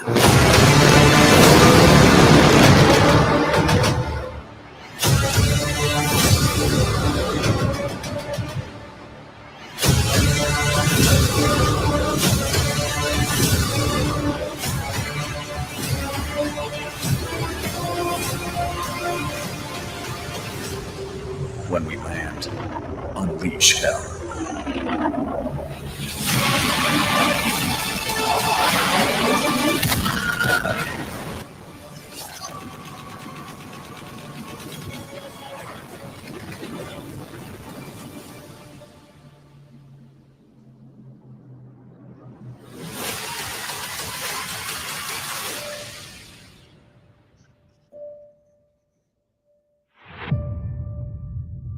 I just don't understand what the thing is doing there.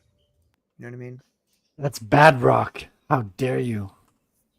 So Bedrock. This was completely made using AI. Yeah, we could tell. And it became controversial yesterday. Rob Liefeld retweeted it because he was, super excited because it looks awesome. I have to admit, the fucking characters. That's some of the best. Sick. It looks better than the other trailer we just watched. It actually really does. Like except we're not seeing characterization. That's missing a little bit. But it would need to be punched up to be a full-fledged movie. But it looks good in the sense that it could be a better movie if someone made it and made it look like this. But like, I wouldn't watch the whole AI movie. Like that's too much. It's certainly a good proof of concept, for sure. Well, I mean, I think this works as a teaser because you're right. It doesn't give any story, and there's no one's talking. Yeah, but you could sell a project with this. Like this will. The design, though. Yeah. The freaking design of the characters. Dude, I forget what is he Zero, the white character? Yeah. His armor looks so good. That's a good translation of a comic book character into a. Oh yeah. Well, I was gonna say real life, but AI version. Beautiful. Yeah. And the chick with purple hair, I don't know who she is, but she looked good as well. Yeah, she looked really good. Did you guys read those comics back in the day, the Youngblood comics? Not really. I didn't follow Rob Liefeld much after X-Force. I was more following like Wildcats by Jim Lee. I was into Spawn a little bit, but Spawn never really went anywhere. And I did buy Youngblood for a while, but the truth is, I think part of the reason why most people don't even know about the series is because the story is very lacking. It suffers from what Wildcats suffered from. Was like the characters look awesome, but they're all just kind of there. Yeah, just the name doesn't work. Like Covert Action Team, like they're all wearing flashy fluorescent clothing, and they're a covert action team. It's hilarious. But his art was so dude. That was Jim Lee's most beautiful art. I swear, I've never seen him. He's even better than X-Men, and I think he was better then than he is now. So I'm a big fan of his Wildcats era art. Yeah, Grifter was my favorite look. I think you're right where he peaked, like with the design of those characters and some of those covers. Actually, they inspired me to draw at the time. Oh, I bet. Yeah, me too. I mean, Rob Liefeld inspired me to draw too. I was looking at some of my old art books from when I was a kid, And I've got some X-Force art that I was copying back then. Rob had a killer look with the eyes and like he had, and it reminds me of Jack Kirby. Jack Kirby also had like tiny little eyes, like Are you comparing Rob Liefeld to Jack Kirby right now? With the eyes, yeah. I could see that with the faces. Yeah. Rob had incredibly dynamic art back then. Like, I think he may have lost his mojo now. But, dude, I look at X-Force as it still astounds me how much action there's packed in that comic book. X-Force #1. And Jim Lee, dude, he pushed the art so wild in Wildcats. They had like not only double page spread, I think they had like a quintuple page spread at some point. Like it unfolds both ends. It unfolds 3 folds on one end. It was some crazy panel layout like that you've never seen before. They were pushing the envelope. They were doing stuff with Image that at Marvel or DC they would have been told, no, you guys are going overboard, you know. Mm-hmm. But they went crazy with it. But yeah, the stories were lacking, unfortunately. It's not ironic that the company was called Image. Everything looked great, but then none of the IPs were memorable. I mean, other than the art itself. So they didn't really stick. That's right. Yeah. You know, it's funny you say that. I actually was going to try to find some kind of segue to lead into this next Rob Liefeld post, but you guys perfectly did it there for me. Because this is a conversation that, I mean, it's an ongoing conversation in comic books. It's something people argue about and stuff like that. So I want to see what you guys think about this, and what the chat obviously thinks about this. Rob Liefeld here. He says, from the legendary Sal Buscema, 100% truth, he says. 100% truth is what he says. Sal Buscema out here testifying. You've worked both Marvel Method and Full Script. Do you have a preference between them? Buscema. Oh, yes, Marvel Method far and away. One of the reasons I'd given up penciling was because, first of all, I'd had enough of it. I think I'd just gotten to the point where I was oversaturated. I didn't want to do any more penciling. Essentially, I'd retired. Even though I want to continue working, I was officially retired sometime 11 or 12 years ago. Working Full Script is just an absolute bore. I think it was the genius of Stan Lee who came up with the concept of working by giving the outline of the story to the artists and telling them to flesh it out, and this is what created the excitement of Marvel Comics. It made them head and shoulders above anything else that was being produced in the 60s, 70s, 80s, and even the 90s, and made them the biggest selling comic book company in the world. I think it was because of that method. The stories were so much more dynamic. I mean, who can tell a story better than Jack Kirby, pictorially speaking? Stan recognized the gift these guys had and said, let me just give them their head. That's an interesting way to phrase that. Let them do whatever they want to do. The result is fantastic. To this day, I cannot understand why it was abandoned. Okay, so we'll start right there.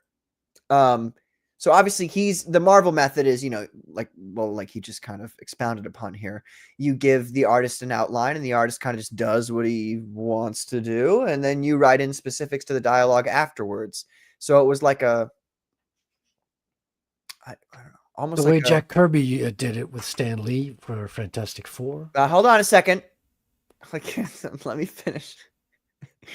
It's like a 3-part, you send an idea to the artist sends something back to you, and then you make specifics for the dialogue. That's 3 parts. And then you've got the inking and the coloring and the letters all after that. So, but for the storytelling, it's a 3-part process.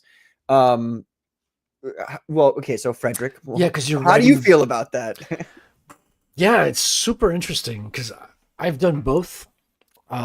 Even with my own work, like I had a really tight script for Rattel. Mm-hmm. And then when it came time to draw pages, I kind of forgot the script and just laid out the story because I knew it so much in my head, right? But it doesn't work with one solo person. I think you can only do Marvel Method when you're working with somebody else. Mm-hmm. And if I was working with like somebody who wanted me to do their story, I don't know that I'd want to do a Marvel Method necessarily. I want to know what they want exactly. I kind of want to know details. I think Marvel Method works well when you really have a good pair with the artist and writer and they both know where they're headed, right? Yeah. But I do like the idea that you let your artist have a leeway. I think it's important that the artist can feel free to, if he sees some like a very picturesque way to render the same idea but in a better way, I think the artist should have room to do that, because or else you'd be kind of limiting it just to the writer's vision. I think it should be open to what the artist's vision of the writer's words is as well. I hope that's not too convoluted way of saying it, but well, what I'm hearing you essentially say is that if two people get along and they are complementary to one another, writing and art, that it works out really well. yeah, because with what they were doing at Marvel, they're doing like serial books every Mhm. month, right? So they were already engaged with the story, and Jack would even add characters that were not like he would create the Silver Surfer spontaneously as he was imagining a story. So there's so much room for creativity, but at the same time, the writer's got to come in and make sense of all that the artist laid out on the page after the fact as well. That's another task, another challenge. But it's great for creativity. Carbon, what do you think? Overall, I'm probably leaning towards just the story beats being given to the artist and them having more leeway to basically make it, be as visually popping and striking as possible without the constraints of specific lines and text. For many reasons, because overall, I feel one of the things, because I've been thinking, we think about comics more lately, especially with Comicsgate, and we've been analyzing it a little more, is that ultimately what makes a comic most memorable is clearly what you're seeing. And if an artist is making something as visually compelling as they possibly can, I think that's going to result in the better book, and then them having to kind of struggle and then be constrained and then have to adjust to what's being said, because there are comics where, and we've talked about this, where there are pages with no dialogue and you're flowing through it, Dude, G.I. Joe 21, they reprinted it this month. I ordered it. I can't wait to get it. Did you guys ever hear of that one? No. That was the first time I ever saw a comic without any dialogue, to your point, Carbon. So G.I. Joe issues were coming out. Number 1 to number 20 was, what you expect from a G.I. Joe comic, right?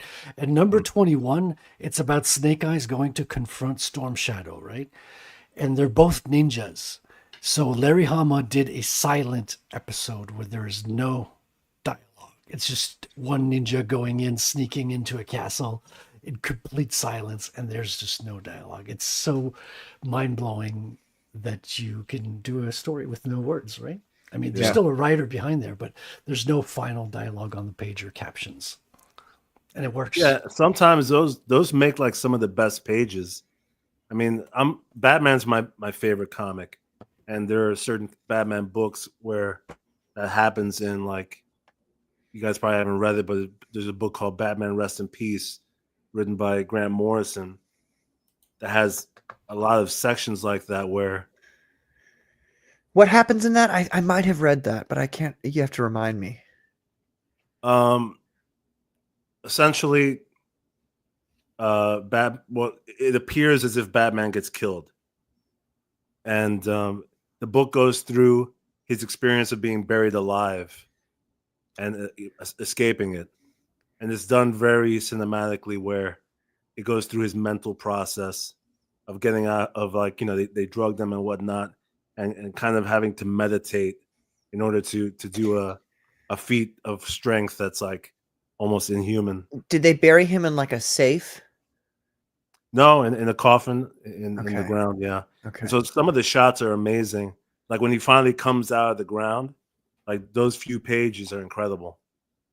And there's some pages where there's only like one word on the page, and like, it's very effective. So yeah, overall, I think that method of just giving the artist what happens and letting them make a striking image is more engaging. That's like the writer is also flexing Like they're flexing. Like I can tell a story without putting words in front. Precisely. Yeah. I would say that I feel like the Marvel method, that whole shtick, works best in a serial format where the character is already one that people not, I'm kind of destroying my own point while I say this, but it works best in a situation where the character is already one that people care about. So you can do that kind of thing. Now, you're right, Frederick, when you mentioned the Lee Kirby Fantastic Four run. A lot of people credit Stan Lee for a lot of the things that were written there, and it wasn't. It was Jack Kirby, but he'll never get credited for it because he wasn't the writer. So there's no, hard and fast, no, this was Jack Kirby. You don't know, because all you know is the notes that Kirby would write on his pages that he would give. It's even worse with Ditko it's the same with Ditko at the very least, because Stan Lee and Ditko towards the end had a sort of a silent period. Stan Lee would stop talking to Ditko, and Ditko was the one plotting Spider-Man, and Ditko, people think he left because of the identity of the Green Goblin, because he was laying in the foundation of who we have today as Norman Oswald. But Stan Lee Osborn, sorry, yeah. It's like my favorite character. You're gonna my second favorite character. And to all that to say that Ditko was doing the stories by himself. Stan Lee was coming in and doing the dialogue, of course, but the plot, the bringing in the secondary characters, the arcs, and he was doing plotting stuff over multiple issues. Yeah. I have to be honest, though, from what I know of that whole story, Ditko wanted the Green Goblin to be just some random dude. No, it's the opposite. He wanted him to be Osborn. Yes. Really? I read something different. I don't know why. No, but you got the right thing, but with the wrong people, because Ditko's the one that planted, I was going to say Osborn, yeah, okay. Oswald is what you said before. Yeah. I wanted to say Oswald, and it came out as Osborn now, so I'll call him Oswald from now on. It'll come out Osborn. You'll make me mad. Don't say that.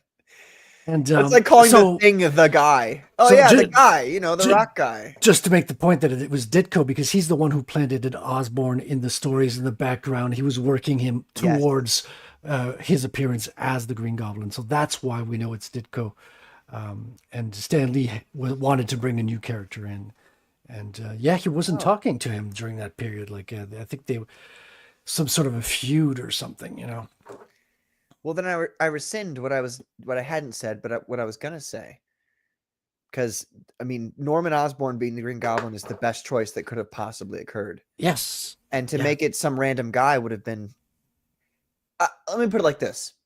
In the modern day and age, if we had a comic book come out where the guy who caused the most trouble to the main hero, and you're like, oh, who is he? And it ended up being just a random dude. Actually, I would kind of look at that and be like, nice, cool. You got people. Yeah, because you're responding to a tendency and to audience expectation and all right. That. And all that's dependent upon the last 60 years of media where the audience expectation is met to a degree. But I will say, Norman Osborn, Green Goblin, he's just a fantastic character. It brings in the family layer, because Peter Parker is fighting on so many levels. You got the interior conflict and the exterior conflict, obviously, but Peter's also fighting he's got fights within his family relationships and his friends and his girlfriend and his best friend. All of that is blowing up at the same time as he's battling supervillains who are the fathers of his best friend, and it's so tied together. His new father figure. Osborn's he's not quite the father figure, but he starts to fill that role for Peter for a second before Peter understands who he actually is. Yeah, it works so well. It is. It's fantastic. And they've blown it up. They don't even use the formula that works anymore. The readers want Spider-Man back with Mary Jane, and they're not giving it to him. Isn't that fascinating? The people clamor for Peter to be back with Mary Jane. Crazy stuff. I was like, wait a minute, I didn't stop my screen. Oh, You're fine. You're fine. You're fine. I was like, wait a minute, what the fuck just happened? Okay, sorry, go ahead. This is I was just from gonna Rest in Peace. yeah. So this is the page I was referring to where he finally gets out of the grave, and the that's build up to cool. it was That's so sick. good. And is very what it sick. says down there is, but far from impossible. That's his internal narration where he was meditating and he was remembering a training that he did with, like, some martial artist, where basically he had to like use his mind to focus on his body more so. And what he's describing there is that it's possible to do feats of strength that seem impossible Mhm. under normal circumstances, but that he can actually you could achieve it. But anyway, that's it. That's awesome. That's so sick. Thank you for bringing that up. Very Although cool.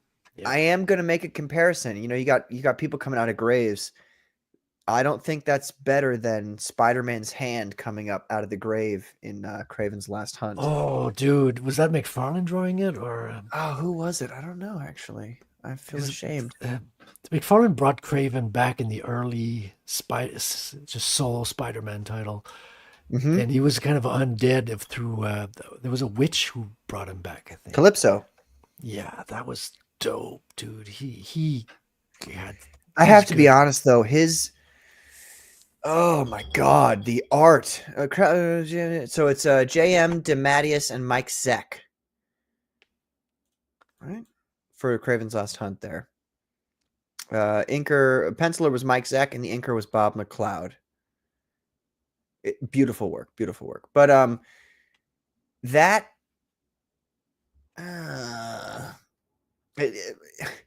McFarlane is a beautiful, great artist, and I love the way he draws Spider-Man. But his layouts and his composition, maybe it might have just been the colors. Maybe that's what it was, but it's like impossible to read. Like you're looking at it and you're like, I mean, you have to really, like, unless you have the comic book in front of you, like literally in front of you, I feel like his books are impossible to read. The art takes precedent over the story. Yeah. Right. Yeah. And there's people in our sphere of Comicsgate who talk about this, where there's, especially from the big three guys, Van Sciver, Malin, and Sheer Davis, the reader of Comicsgate, that they kind of focus on the illustration aspect and less on the storytelling aspect. And I feel like I agree with that. I do. Like, for instance, when you open a Cyberfrog book, it is going to be some of the greatest illustration you've ever seen in your life. Like, there's more detail. There's more. It's spectacular. But my biggest complaint is the storytelling aspect of things is lost in all of that. And so you've got a page where you have to kind of cipher through the page to figure out what exactly is going on here in the art. It's hard to tell sometimes. And maybe that's just because I'm a normie and I'm not an artist, but at the same time, No, I get what you're saying. You're trying to get normies, people who aren't artists. You're trying to get them to be like, oh yeah, I want to buy this book. And it's difficult sometimes with these heavily illustration oriented guys. Yeah. I was reading through Cyberfrog #2 and I was just astounded at the amount of detail on the page. There was no area that wasn't detailed. It's just covered. Yeah. And that's not to say they don't do storytelling well. I mean, like, there was the one page. So the one page where Cyberfrog becomes Cyberfrog in Wrecked Planet. Do you remember that one? I've shown it a few times in this channel, where it's like, it's almost like a. Yeah, I remember that. Like it. I have it. I'll show it to you guys. Here, I think. Do you have it? It's like it's like the third or fourth page. It's spectacular. It blew my mind. Yeah. Blood Honey, not Wrecked Planet. My bad. Oh, Blood Honey's a little further. Hold on, let me grab. No, that's it. What you got right there? Yeah. Yeah. Open it up. Keep going. There it is on the right side there. Yeah. Oh my God. I saw this page and I was blown away. Like, this page is amazing. It's spectacular. Yeah. I love this. This is one of my favorite pages of all of Comicsgate ever. This is what comics was meant to be, man. I know.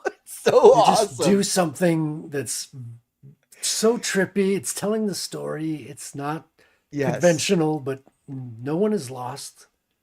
We understand exactly what's happening. This story tells at the same time as being illustratingly just utterly unbelievable. The intro to this book. Oh, go on, Patrick. Well, and then I was just going to say that Salamandroid's introduction in the next few pages here are also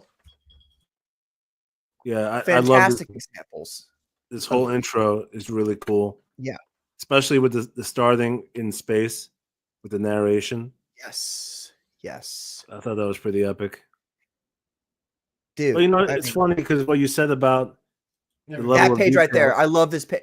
I'm sorry, Carbon, to interrupt you, but this is one of the best pages ever where he becomes this horrible, monstrous thing, and he goes, "Are you my mother?" And then on the next page, he says, "What? Here, scroll over the next page, and zoom in. Can you bring that closer to the on the left side there?" He goes again because he says a bunch of shit, and he goes, "Are you my mother?" And she goes, "Yes," and he goes, "I love you." And I love that. That's one of my favorite things ever in any comic book. Like I love that. Look at his face. He's just got one tooth coming out on one side. Which helps you be like, oh, so he's kind of a gentle soul. You know what I mean? Just the one tooth, and he's kind of smiling. He's like, I love you. He looks like a mean motherfucker, but he's got a soft heart. Exactly. I love that shit. So good. So stylish, like the Cyberfrog. That's one of the hardest characters to draw, I think, Cyberfrog, because so much of Ethan is in the character, is in the style. Like anyone who tries to draw it is going to be off Ethan's original drawing. For sure. It's so funny too because I feel like he intended it that way. Like the shoulder pads too. Like he purposely designed Cyberfrog, I feel like, with those shoulder pads that reflect, just to see, like, all right, so if anybody ever tries to draw this character, by the way, this is a great example. This is another thing that I disagree with those guys on. Ethan's like, this is an all ages comic book. No, it's not. Look at her face. That's honey. It's not. You know exactly what it is. It's blood honey. It's her blood mixing with the chemical that the Vizbiz inject into people, creating a paste that drains out of humans. It's a natural process. No. It's totally natural. Definitely teenage and up.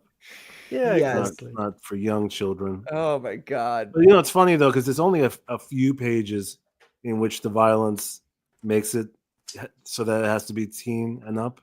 Yeah. The rest of it, would be fine for a children's book. Yeah. There's no language, really. Really no language at all. No sex, although Heather Swain's boobs are bigger than I would make them for sure. But I was going to say that the level of detail, though, even in that book, Blood Honey, I feel like you're thinking about if a normie can absorb the story easily, and flip through the pages. I kind of feel like it depends on how much you appreciate art, how much you're going to slow down on each page. Because for us and people who are really into comics, we definitely appreciate the art more so. And so we're going to pause on pages like that. And I feel like not everybody would do that. I think a person who's just going to pick it up and go, let me read this, they'll be impressed, but I don't think they'll, absorb it like the way Frederick would see, some of those pages and go, wow, look at the detail here. Stop and look at every corner. Yeah. I would say that what I notice most about artwork is certainly there's illustrative detail involved, but then there's because my favorite artists are people like obviously Jack Kirby, Mark Millar, or not Mark Millar. Mark Millar's not an artist. Frank Miller, Mike Mignola, and these guys do things where there's not as much detail as you might see in some of these other what I would call 90s image guys, if you want to call it that. That strain of artist. Well, Mignola came up at the same time as the image guys as well. I know, but he's much more symbolistic. So but he wasn't always that way. His symbols came out, I think, with the Dracula was one of the first ones. He's got a piece of art in X-Force where he draws them, and it's one of his first images with his style. It just I'd popped like up. to see that. I'd like Yeah, to see that. hold on. Let me see if I can find it. I forget which issue it's in. But I like the detail of symbolism in the background or in the main page itself. I think that to me, and I'm a writer, so I'm a stupid writer. So like, that's what I get excited about. Grey Wolf says Sin City is one of my favorite Frank Miller books. It's a beautiful book. It's a beautiful book. Yeah, and it goes to show you that black and white can be more powerful than colors. Like you can make a real decision about. So this is the one I was telling you about. X-Force #1, which there's a lot of flaws with Rob Liefeld's art for sure, but look at this. Let me make it big. Second and third page, man. It punches so hard. Yeah, like this is some dynamic fucking action. Gets you into the story. I feel like the colors, though. I feel like the colors could be a bit better these days. You know what I mean? Yeah, I mean, well, these are old books. This is before Marvel went to digital, right? I'm trying to find because I know it's like in one of the. I want to have like files like these at the end of my book, like little character vignettes. I think also the paper that was used up until mid '90s. I don't know if it's the absorption of the color prints, but it definitely it has a little bit of a faded look as opposed to because pages. It's newsprint paper, so it's kind of off-white and it's thin, and you can see it when they reprint. Like they'll reprint old issues, but the modern reprints are all on beautiful paper, like very bright, perfectly white paper. I opened up to a great page. Look at that page. Oh, isn't that awesome? The balance of the white and black shows his mastery of the work. Yeah, spectacular. It is pretty brilliant. When I first saw this book is when I was so envious of like when somebody nails something and finds like a niche. He made his own style, and there's simplicity to it. I'm like, damn it, he freaking figured it out. Yes, and he does the thing too. He doesn't do the Marvel method because he's the guy who writes and the guy who illustrates. And so that marriage right there, that union between art is the illustration and the story itself that's I think why I like Frank Miller so much, and John Byrne. And he even goes beyond. He goes and does the movie after that. He goes and directs his movie's interpretation after that. It's crazy what Frank Miller did. 1 second, guys. I'll be right back. I'm so sorry. Hold on. Because he directed Sin City with the studios insisted. Yeah.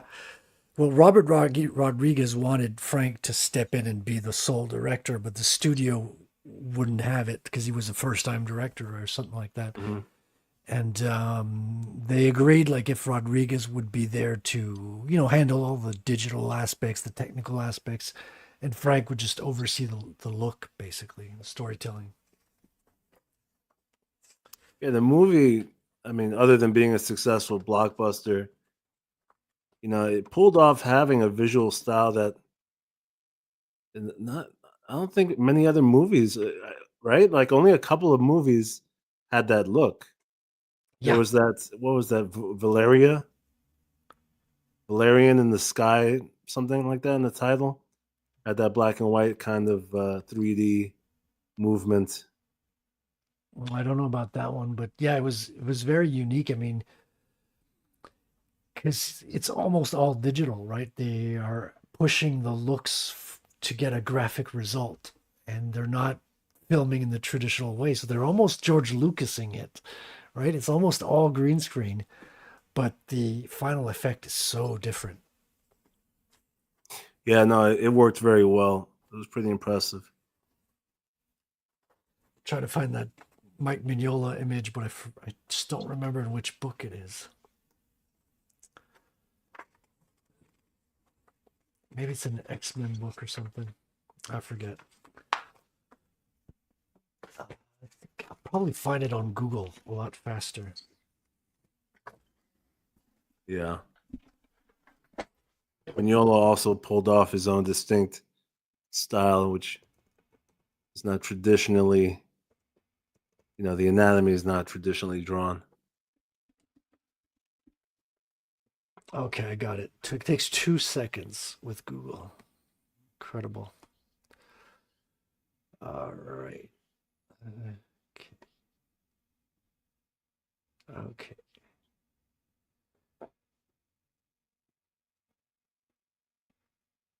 Let me share here. Present. I think this one. There you go. Sorry about that. There was somebody at my door. I had to make sure it wasn't the IRS. My bad. I'm. This is the Mignola I'm telling you about. That was done. X-Force. This is still his stuff. Look at this. This is beautiful. So this is way better than that Rob Liefeld piece you just showed. No, right. I mean, Mignola is way something better. Else. Yeah. No, I don't think Rob Liefeld is a very consistent, great artist. I think he has some great moments and great techniques, but I don't think he's a all-around all that, I must say. But Mignola is one of a kind. Like Mignola is a legend with what he's done, the body of work he has.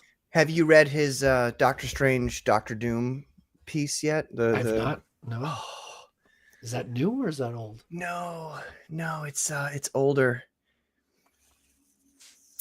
I have to show you guys some of this. Hold on. Let me hold on.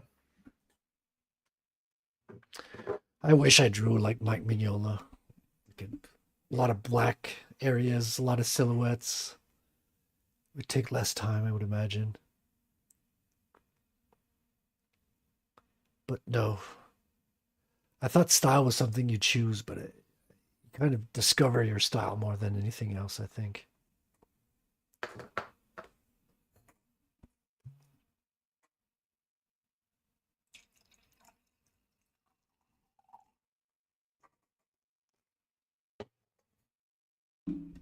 What you got for us there, Patrick? Oh, what you got for us?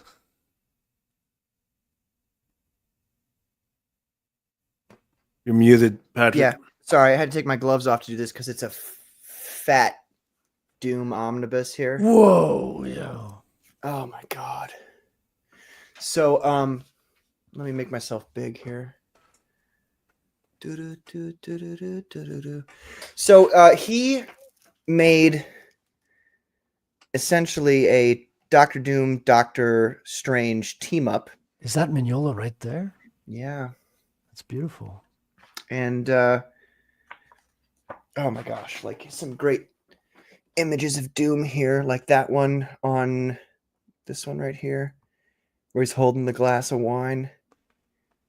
And then let me get one where they go into hell. So essentially what happens is, for those of you who know, Dr. Doom's mother was a witch, and she engaged in magic rituals that essentially damned her soul to hell. And Doom knows about this now as an adult. He didn't know about it when he was a child, but he does now. And so he goes every year, on the dot, every year, he goes to hell to essentially fight for her life, to fight for her soul, and bring her back. That's the famous page that you just pulled up. The famous page, you said? On the left with Mephisto, I think. Yeah, where he's leisurely sitting on his throne. Yeah. Yeah, it's amazing. Beautiful stuff. Oh, yeah. I've seen that image before, though. Absolutely spectacular. That one's been shared. So yeah, I mean, it's just great Mike Mignola work. I didn't even I read this book because I was like, oh, cool, Doom's going to hell to fight for his mom's soul again. Cool. Oh, that's fucking heavy. But it is truly, I realized after getting into it that it was Mike Mignola. There's a lot of Doom comic books that you realize after the fact. Like, for instance, this Doom, The Emperor Returns comic book right over here hanging up on my wall. This actually was written by Chuck Dixon. Didn't know. I read it 3 times before I bothered to look at who wrote it. The Rippaverse writer? No, he's not a Rippaverse Famous writer. for Horseman. Oh, that's right. That's his big claim to fame. Oh my It is god. cool though, going back and then finding out that some of our favorite stuff was made by people that were paying attention to lately. Yeah. Yeah, for sure. A lot of the Punisher War Journal was written by Mike Barron. Yeah. Great stuff. Fantastic Dude, stuff. all my Punisher collection is Mike Barron, except for a couple that are Chuck Dixon. It's crazy. Yeah. And yeah, Chuck Dixon. Skeleton Core says, if Marvel Rivals is adding Ultron, I hope they add Doom too. Does it make me autistic if I say characters like Ultron and Doctor Doom shouldn't be? I don't like Marvel Rivals. And the reason I don't like Marvel Rivals is because they have characters who are vastly more powerful than each other placed against one another and equalized because it's a video game, and you can't have people overpowered. You know what I mean? You can't have that kind of have that kind of OP biz going into your video game. It's like, oh, you've got Thor on your team. Okay, so everybody else is fucked. You know what I mean? I would have been into Bothers it. me. Like if Marvel Rivals had a big superhero fight, like in Tiananmen Square, right? Now, then would be newsworthy, because the thing about Chinese games is they always censor the chat. They've got their own layer of, Big Brother in there as well. I mean, American games have their own problems right now. But China seems to be doing it a little bit better. It's more based, but you're still dealing with the Communist Party. But if it's a fun game, it's a fun game, Well, yeah, I can't argue with that. And I mean, like, there were some games, like, for instance, and this is a good argument against my point. There were some games like Marvel's Avengers. If you guys ever played that, did you guys ever play that game? Marvel Avengers. 3D one? Yeah, it was like the one that came out on PS4 and Xbox One. The other. Oh, it had that girl in it, Kamala. Yeah. Kamala Harris. Kamala Khan. Right. Honestly,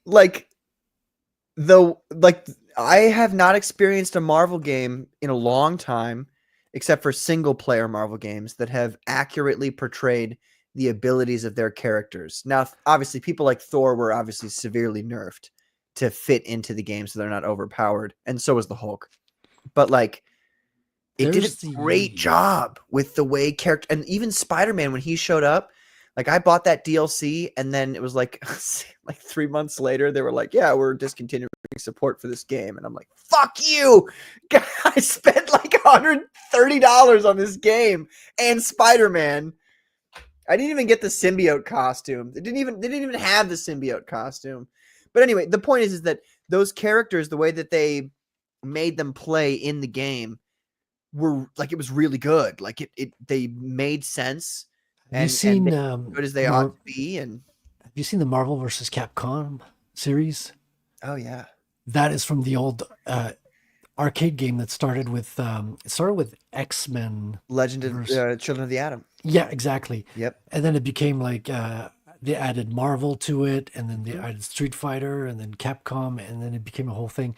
Those are very well represented. If you go look at the later games, there's Venom fighting in those fighting games, and he is pretty close to what you saw in the comics. Their fighting powers were well portrayed, so much so that they had to amp up the Capcom characters, the Street Fighter characters. They had to make them bigger than life to be able to team up and fight against the X-Men and the Marvel characters. Yeah. Marvel vs. Capcom is definitely one of my favorite games of all time. The first one or the second one? I love both of them, but I mean, they each have their strengths. The second one had more characters, and some of the characters they added were awesome. But what I didn't like about the second one was the 3D backgrounds. Really? Yeah, for the second one, they have the 2D characters, but then 3D backgrounds, which to me was a little odd. And the music style changed as well. Yes, which is crucial to those Capcom fighting games. I used to be obsessed with those. Yeah. Me and my brother put a lot of hours into the Capcom fighting games. The thing is that one with the 3D backgrounds is the one that has the best fighting action, because you're going 3-on-3, and it's a real 3-on-3, Yeah. So that's never been beat, I think. And I don't know why people don't understand this though, but like, because those, correct me if I'm mistaken, because I might be, but it seemed to me that all the characters and all their actions and animations in those games were illustrated out. Yeah. Like they were not graphics. Yep. They were illustrations that were frame by frame. And that it looks so good. Yeah, and they were reusing the ones from the previous games. That's why they could grow with so many combatants by the later games. You had a screen full of characters to choose from because they were reusing the sprites from way back to Children of the Atom all the way through Marvel vs. Capcom and all that. Skeleton, I'm going to get to your comment in a second here. I would like to say that actually Marvel vs. Capcom 3, if you guys ever played that, was my biggest like video game win of all time. I'm not an online guy. I don't really do, like COD and stuff like that. I was never really into the whole because people are just like, there's some people who just stay at home all day and that's all they do. And they're just way better than me. And it's like, okay, what am I wasting my, like, I want to play video games to have fun and relax. You know what I mean? So I would keep getting owned in all the PvP games ever. So anyway, I was in college and there was this guy who he was a friend of one of my fraternity brothers, and he came into town and he was a professional, like a league player of Marvel vs. Capcom 3. He was such a douche that he would play, like it was a controller. So he would play the controller like this. Like he would literally, like, this is how he would play with the controller. Like a T-Rex? Yeah. Like his keyboard? Almost like a keyboard. Exactly. That's how he would play it. And he apparently would wipe everybody who ever came up against him. So what I did is in Marvel vs. Capcom 3, Deadpool's in it. So I spawned Deadpool in. I had Deadpool, Doctor Doom, and Magneto. I spawned Deadpool in, the first character. I over X or over square, whatever, so that button, shooting bullets until eventually he brought Deadpool down to a third of health. So then I popped Deadpool out and I was like, okay, I'll give Deadpool a rest because Deadpool can actually regenerate while he's in the background, which is great. Fantastic. Oh, yeah. So then I popped Doom in. Doom gets, literally this guy does like 2 punches to me and then he gets me in a combo and he kills Doom. I didn't even get a hit off. Like he kills him instantly. So I throw Magneto in. 2 punches, combo, kills Magneto instantly. So I get back into the game with Deadpool. And I'm like, at this point, I'm just like, fuck this guy. Like literally, like I'm sitting right next to him. Fuck you. Like for comboing me. So I just spammed over X. I just spammed it. And I killed all of his characters. And I won the game by spamming a fucking move. And normally I'll never do that. I'll never spam a move. But he was such a douchebag that I was like, fuck you. I'm going to win this game no matter what. Yeah. And I did. I won and he was so butthurt after that. It was like my favorite thing in the entire world. I know exactly what you mean though, because those are pretty much the 2 methods of like getting somebody into like a broken scenario where if you lock them into a combo, that's what I used to do. So I was really good at doing like the multi-hit combos, like up to like 16 hits. Oh my God. I would get them on the ground and then blew them up to the air and do the air combo. And then I knew the exact moment to get them when they got up. And people in the arcades would get pissed. Yeah. Even like with a controller, they're like, oh, I can't even do anything. Yes. Locked. Exactly. That was the thing about those games. They had broken, quote unquote, broken combos. When they tried to fix those, people complained. People want those broken combos in there. It was fun. Well, so what do you guys think about, I mean, like, there's games that don't allow that. Like, for instance, Super Smash Brothers. I feel like Super Smash Brothers is the greatest fighting game of all time. I really do. It's got none of my favorite characters except for Snake, but I don't even like Solid Snake all that much. I like Venom Snake more. But it's like pound for pound the best fighting game of all time because you can enter it as a complete noob and there is a chance. It might be slight, but there's a chance that you could beat an expert. And it's happened many times in my life.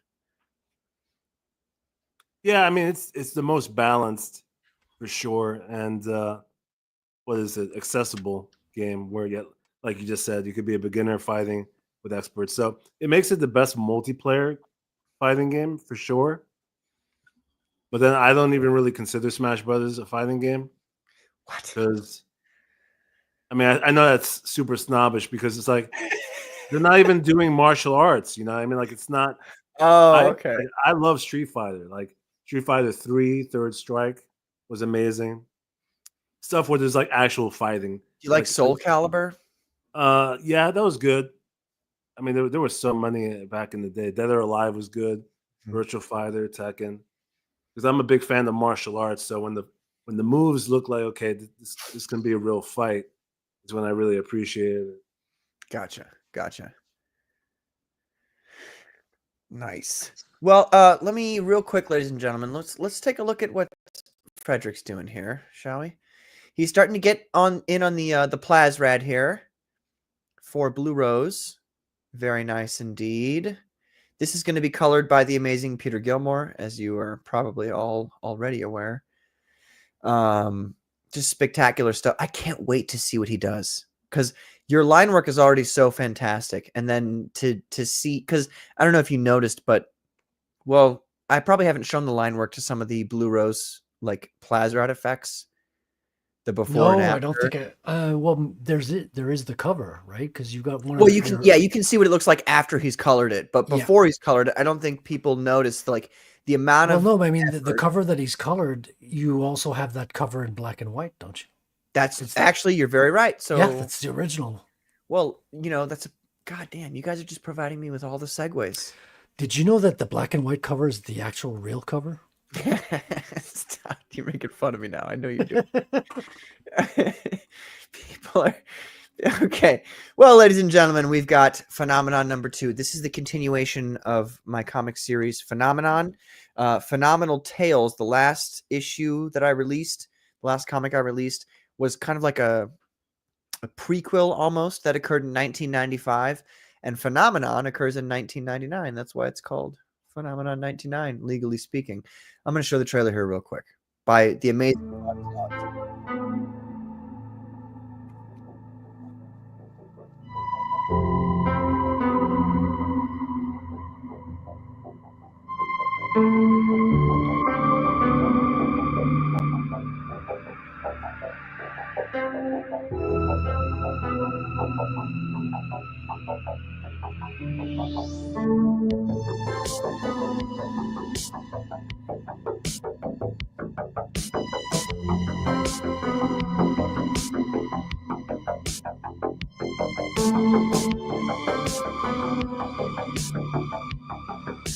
Yeah, that's the plasma effect.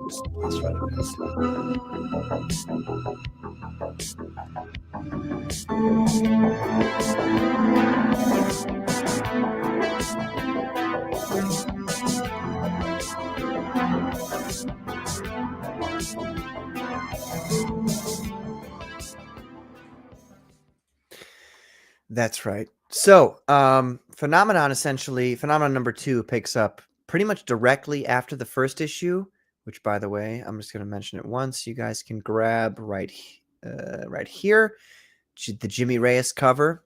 There's only a few of these left. There's only 34 of 40 left, so get it while you still can.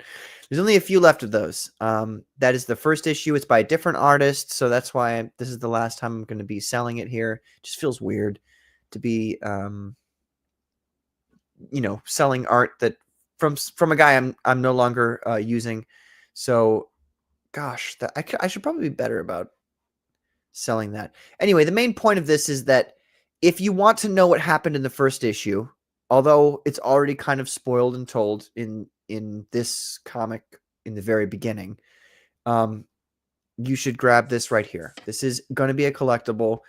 Once my show becomes a Netflix show, and by the way, I'm going to have complete creative control over that when that happens, it's going to become ridiculously expensive, and you're going to really be happy that you bought this.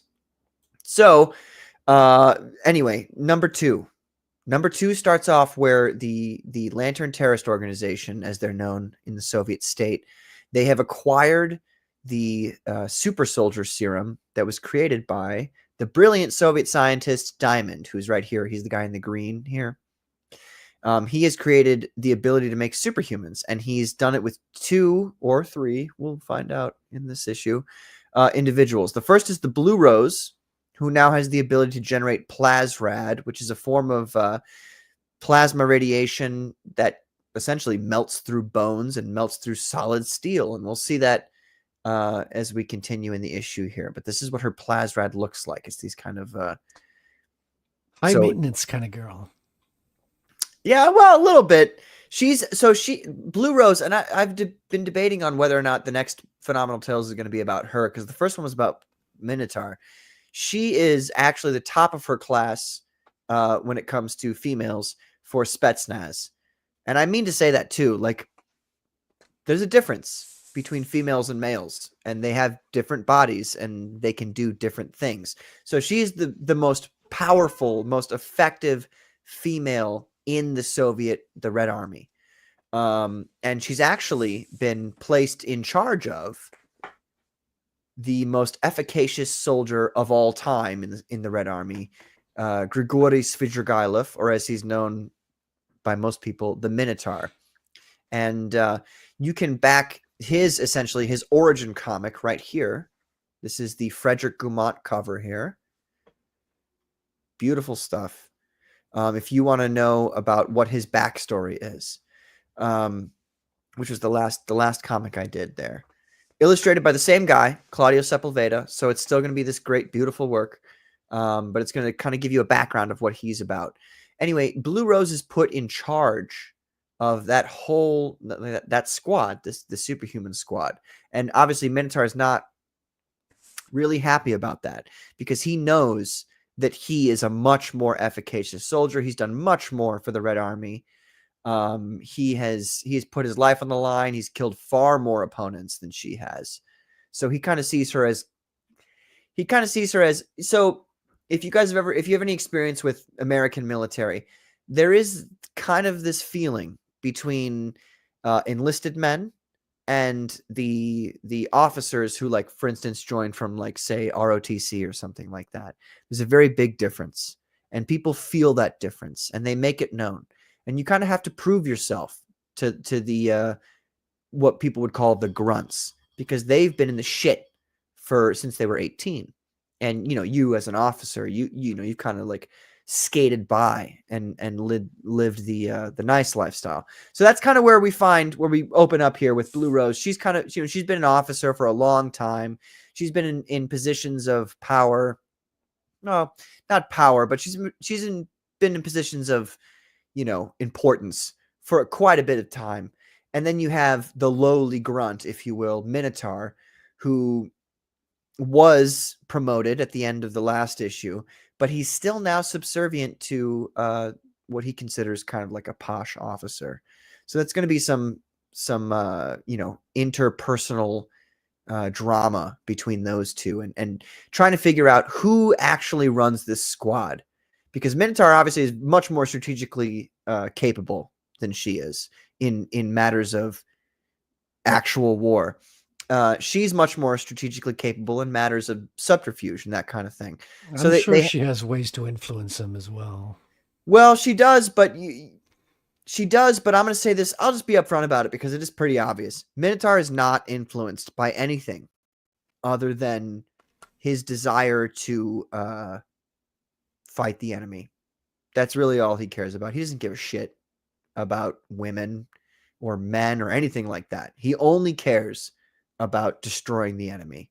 And if you back Phenomenal Tales Minotaur, you will actually kind of understand what's a contributing factor to why he doesn't really care about anything other than killing his enemy.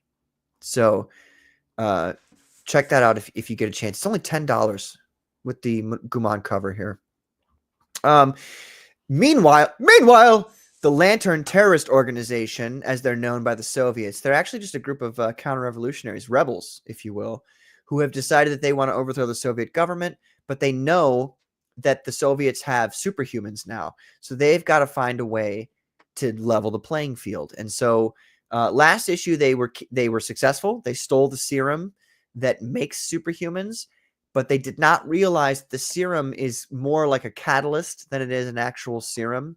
So it requires a base DNA sequence to use to, modify your genetics to give you superpowers. So they have to find DNA that will give them superpowers. So they go to the Moscow Zoo, the abandoned Moscow Zoo, to try to get some animal DNA, essentially, to try to level the playing field. They don't know where the DNA that Blue Rose and Minotaur, they don't know where that DNA that they use to get their superpowers comes from. So they're doing the best they can, and they're just trying to find some animal DNA. And so that's where our issue starts off, is the very beginning is them kind of coming to a head here. The line art is by Claudio Sepulveda, who also did all of the line art for Phenomenal Tales #1 Minotaur. Colors are, again, by Peter Gilmore. I've kind of got my artistic team here. Claudio and Peter are they're so great. Letters are going to be by Eric Weathers. At this point, he knows. We had him on the show the other day. He knows. And it was obviously created, written, and the layouts were all by me. And so here's the beautiful Paul Revoche cover. This is a popular one amongst people for obvious reasons. Yeah, I mean, the colors work really well in this one. You got the bright orange theme in the title, the helmet, the lava in the foreground, and it's all set on the blue background of the sky and smoke. And his gun and his shirt, I think, looks kind of blue. Yeah, mostly the gun. Yeah. His shirt's it's green. Green, yeah. I think the moon is back there too, right? Well, we've got my Logos Comics logo up. Oh, no, you're right. Wait a minute. Is that the moon? No, that is a lamp bulb. A circular lamp. Oh, okay. It's hanging down. Yeah, right beneath Gilmore, you're saying? Yeah. Yeah. I didn't see the bar above it holding the bulb. Okay. There are other things, though, in the background there that should hopefully give implication to people of what's going on here. Paul put in some symbolism there that I didn't think he was going to put in, but he 100% worked it in. So that's really cool. The moon, though, is a recurring character. You guys ever seen They Came Together with Paul Rudd and Amy Poehler? You ever seen that movie? No. Oh, it's so funny. You guys have got to watch that. It does sound like a chick flick, but that's the whole point. It's like a parody chick flick. It's so fucking funny. It's ridiculous. You guys have got to watch. I'll send you both the link tonight to They Came Together. It is one of the funniest things. But anyway, that's a reference because in the very beginning, they're like, New York is almost like a character in our story. Well, I was going to say the moon is almost like a character in my story. It keeps popping up. Look at that. What's that behind them? It looks like the moon. Anyway, this is the official cover of Phenomenon #2, ladies and gentlemen. The black and white Peter Gilmore. This is what cover. I wanted to compare, like the Plasrad in black and white versus the Plasrad in color there. Yes. So you see here, it's got some energies, and there's obviously the circles in there that indicate the Kirby Crackle. This is the official cover of Phenomenon, so you should get this cover if you can. Did Peter draw this one? Oh, yeah. Okay. And so then we have beneath it the chromatically enhanced. There you go. And so obviously you can see he's put a lot more detail. So he's going to do this to yours too, Frederick. Can't wait. So look here. You see the little circles right here? Like you see 1, 2, 3, 4, 5, 6, 7, 8, 9, 10 circles on the left side of this Plasrad here. Well, 11 there with that tiny little one. And then he puts circles around the circles. Yeah. You see what I'm saying? Yeah, there's going to be a lot of circles in this one too. A lot of circles. That's what it's going to look like. I think it's going to look beautiful. I think it's going to look fantastic. Oh, I don't doubt it. Yeah. And then obviously we have Minotaur in his super powered form now. He's giant. He's got, he's at this point 7'6", I think is what I said he was. So how big is he going to get? Wow, that's an interesting question. If you buy this comic book and then the next 16 ones, you'll find out. Here we have Phenomenal Tales Minotaur #1. Nice try, Frederick. With the beautiful Frederick Kuman cover. This is Minotaur in his unsuperpowered form before he gets superpowers.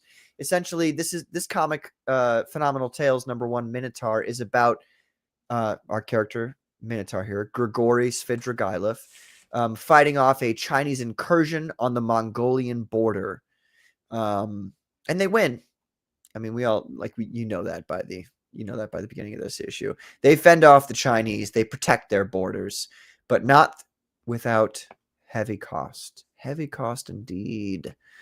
Phenomenon #2, this current comic that I'm talking about, it says 44 pages. It's probably going to be more like 46 to 48. Well, more like 48 because that's a multiple of 4 and it's easier to do it that way. But, it just becomes one of those things. You get into it and you're like, okay, this page needs to have more. Like, really what it comes down to, I get into it and I see the action pages are like, there's like 2 pages of pure unadulterated action. And I'm like, nah, there's got to be like 4 or 6 of those. So you got to pump up the action. We got a bunch of different options for folks here. You can get all of the Phenomenon 2 bundle, which is covers A, B, and C. That's $40 right now. We've also got the all new bundle, which is all the new covers for this campaign. And then we've got the Ultimate Collection, which includes the Jimmy Reyes cover and the Peter Gilmore cover from the last campaign, as well as all of the new covers. I will say to folks at home that let me bring it up here real quick. Oh, there he is right now. That I have a new cover coming out here pretty soon. We're still voting on it. So if you're in the chat here and you want to make a decision about this, you want to make a difference, you should decide. I know which one Carbon wants you to choose, but you should decide below which cover of the Vasilis Lolos cover you want. This is the Europunk version that Peter kind of did somewhat as a joke at first, and I saw it and I was like, that's really funny. And then I looked harder at it and I was like, this is actually kind of fucking tight. So, because this is Vasilis' style, and this is the way he kind of colors his own stuff. For those who don't know. So very 90s or 80s fluorescent. Yeah, it's very I don't even know that I would just call it, this is just distinctly Vasilis. You know what I mean? I don't know that I would give and maybe I'm wrong about that, but I don't know that I would give an era to this. It has a style. Frederick's right, because it has an 80s neon punk look. Where there were more neon colors done in the 80s. With some, like when punk rockers started to dye their hair, like neon colors and stuff. That's what it reminds me of. It is not the LGBTQ cover, as some people have said. No, it's just a beautiful Europunk Vasilis cover. And also he did the little, anyway, beautiful cover. And then we've also got the classic coloring. This is more in line with, what Peter does for me normally for my colors. So you guys, if you can, go to Twitter here. I posted it several times. It's actually pinned to my profile here, right here. So go ahead and check that out. Vote on which one you would like. The vote ends, let's see, it ends in it says 1 day left. Yeah, so 24 hours after right now. More like 16 hours after right now. Which one did you want us to vote for, Carbon? Well, I retweeted it and said to vote for the second one with the more traditional colors. Because since only one of them is going to be printed, I would like to own the one that has the traditional colors, because I think it matches the mood of the book more so. It does, yeah. I do like the Europunk colors too, because with that one, you could tell that it's Vasilis. Because it's distinctly, it makes it apparent that he drew it. But if I had to choose one, I would choose the second one. I also think it's really funny. I don't know how you guys think about it, but like Peter just kind of like he did that on his own. Like he kind of just did it and then sent it to me, the Vasilis version. And I think that's really I don't know. It was very funny to me that he went out of his way to make something that he tried to copy Vasilis' style, and he actually did such a great job of it that it's like, damn, like, you know. So Yeah, that was a good idea. I don't have any preference either way, but Carbon's right. I can only, who was it? Somebody, I think Skelly said, you know, can we just have both? And I was thinking about it harder, and I was like, no, because printing costs are high. And well, you need to think about it softer, Patrick. What do you wait? What? You were thinking it wrong. You're thinking too hard. I was thinking too hard. Yeah, I see what you're saying. Well, the correct answer is whichever one will sell more. So That's true. I suppose the vote is a good idea because hopefully, you know, whoever votes for the winner will be buying that one. Yeah, and it seems people they're voting for the Vasilis style, which is it's fine. I like that. Yeah, I think that's the one I would get as well. But it does have to make sense financially for you to make, you know, I mean, the product has to be viable for a long term because we want this comic to succeed, you know? Precisely. And, you know, for me to print one of these, it would be about $150. And it would be the same amount of money for me to print 25 of them. You know what I mean?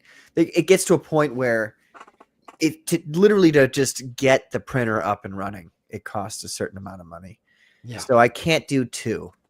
I can't do two different ones. So that's why I want to leave it up to people.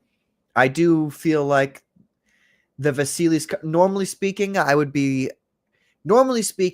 have just said, I would not even have shown you the Europunk style. I would have just been like, hey, here's the new Vasilis covers. You know, it's, you know, but Peter did such a great job of copying his style that I was like, I can't not show this to people. Like, and I think it has an added value that even Vasili's own comic is only coming out in PDF format due to difficulty of printing where he is in Greece. Mm-hmm. So to have a Vasili's color, so to speak, even though it's Peter Gilmore doing the Vasili colors, I think it's going to be fantastic to see that in print as well on top of your story. It's going to be a cool nod, and it's going to be as well as a time capsule to Comicsgate at this moment in time, you know. That's very true. Skelly says, don't think hard, Patrick. There's not enough blood to go to your brain when you do that. I agree with you, Frederick, because owning it, that, you know, the point you just made, having a physical copy made by Vasilis, you know, his total style will be cool. I thought he was going to do some physical copies, wasn't he? Pretty sure. A very limited amount because apparently it's costing a lot. Like, oh, it cost a lot. Yeah. What is it, like $100, Frederick? I don't know the math behind it. I'm wondering why he isn't getting it done like in the U.S. and distributed in the U.S. That's what I would do if I was in his place. I mean, that's maybe what I will do if. Who knows what the tariff situation is going to be like when it's time to print my books. So maybe it's going to make more sense to have them printed in the States and shipped there instead of shipping back and forth over the border. That's probably going to be in your best bet. I had that thought too, where it's like if somebody just collaborated with him and said, hey, you know, you can work it out over here in the U.S. through me, and then, you know, I'll help with the distribution of it. Mm-hmm. That would have done the trick. Who knows? We don't even know what his financial situation is. You know, we have no idea like what's going on over there. Other than good art. But I backed his physical tier, so I'm going to get a comic book. Cost me a pretty penny, but I'm going to get it. And it'll be cool because I don't know about you guys, but I'm not about the digital stuff. Like, I'd rather just have the comic, call it a day. Yeah, I agree. It's like you don't even have it. 100%. I did buy digital, like Pete Samedi, his King Cryptid. I was looking at that. I was like, I want to see it. I don't know if I want to, because he was selling it like in batches of 4 and all that. And the shipping to Canada is crazy. And if I already bought comics that month, my budget was kind of gone. But I was like, the digital copies were very affordable. I'm like, okay, let me get the PDFs. And if I dig the story, if I like it, I wish there was like an option to buy up towards the printed. Like, okay, let me buy the PDFs. And if I like it, let me give you more money and get the printed copy. And you could maybe get a 10-20% off for having bought the PDF or something, but that's not the way it works, unfortunately. But I did read his PDFs, and it's a great comic, but it's so much better having a comic in your hands. It does not compare 100%, but there is a market for people who want to read the PDFs, especially people who review online. They want to be able to scroll through the PDFs and share that on screen. That makes a lot of sense for people. I also want to get mine translated into French and Spanish, and I won't be printing those, but I'll make them. What, you speak Spanish now too? Is that what No, I'm going to get somebody else to translate. I'm not even doing the French translation myself. I'm getting a Spanish guy to do the French translation. What? It makes sense. You'll understand. Did you hear that judging from Carbon there? No, it's because like... I have a good friend who's also a Chilean, so his Spanish is his language. He's Chilean. He's Chilean, and he's also got a great spoken and written French because he works like with tourists. He does. He's kind of an actor in historical like tourist movies and stuff. Nice. So cool. He's going to be a good resource for that. No German translation? 9. Carbon, you keep being pro-German. I'm like wondering, like, is Carbon like half Hispanic, half German? That's what I feel like. Yeah. I'm beginning to uncover your secret identity as the days go on here. Do you have a bias against Germans? No, he's pro-German. No, but you. Oh, yeah, maybe a little bit, but it's becoming less and less as every day goes on. I mean, it's part of it is because I studied German. I learned the language in college. Gotcha. And I went to Germany for a summer, so I do have an affinity for it. Ah, wunderbar. Genau. But yeah, so I mean, I just have a leaning towards. I learned a lot about the country, so yes, fair enough. I mean, people will say, Germany's made mistakes. I know they sold 9,000 Bitcoin. They never should have done that. But, we have to look past that and let them grow. And, I mean, that's the biggest mistake they've ever made. So like, we can't just let that go. You know what I mean? Come exactly. On. Let's just forgive them. Move on. I mean, they're going to pay for it, but what are you going to do? They're going to, who knows? They might even get to the point where they can't pay for it and they've got to burn francs in their furnace instead of going to use the francs to buy firewood. Well, they haven't used francs in a long time. It's the euro now. I was making a historical reference, but yeah. Okay, so lots of great ideas came out of Germany. There were a lot of good ideas. A lot of engineers, a lot of good cars, ideas motorcycles, pretzels, beer, classical music. Every great composer, pretty much. Fantastic stuff. Great fashion, especially in the military side of things. Anyway, ladies and gentlemen, I feel like it's we're gonna wrap it up for this evening. Thank you all for being here, Frederick and Carbon. Thank you for being here. Absolutely. I'm gonna go watch the last episode of Daredevil. I don't know if you guys are keeping up with that, but it's been pretty decent. I gotta watch season 2 before I get into the new one, and I haven't gotten into it yet. Oh, dude, watch season 3 before you keep season 2 and season 3. Yeah, keep going in order. Yeah, you'll be fine. Patrick, are you liking the new season? Like half and half. There's some episodes that are like boring. There's nothing offensive in it. There's nothing like, oh, fuck off. Like, fuck off with your Marxist bullshit. That's how I usually am when I watch a Marvel show. You know what I mean? I'll get like an episode in and I'll be like, no, fuck off with your Marxist bullshit. Daredevil has not done that to me yet. And to be honest with you too, I've never, and actually, by the way, for everybody at home and for you guys here, that's the theme for the next episode. We do not have a guest at the moment. So the theme is going to be cinematic wins for comics. Oh, so, I thought the theme was going to be "fuck off, you Marxist." That'd be a good theme too. Actually, you made me laugh because I was playing Fallout before the show, and there's a point where you go in and you get followed and attacked by robots who are saying, "You commie fiend, you commie, you calling me a communist while yeah. he's shooting after me with plasma." It's so hilarious. It's awesome. But the theme of the next show will be cinematic comics wins. So I want you what I need you guys to do is come up with, if you can, 5 or so. It could be a character, it could be a storyline, it could be a scene, it could be a fight scene, it could be anything. Just one thing that was perfectly or as well as can be portrayed from comics to the cinematic media. And I've got a lot of ideas. I'm just going to say right up front, the character of Bullseye, I call him. I'm just going to talk about that and other characters as well. I'm mostly going to focus on like specific characters. But if you guys come up with, I don't know, 3 things, 5 things, that'd be great. It's a good topic. Dibs on Horshack. There's a lot to talk about. There is. Horshack's a good choice. Yeah. There's been a lot of, and actually while we're at it, you guys might as well come up with like 2. Because we don't want to be overly negative. Come up with like 2 comics to cinematic failures, like hard failures.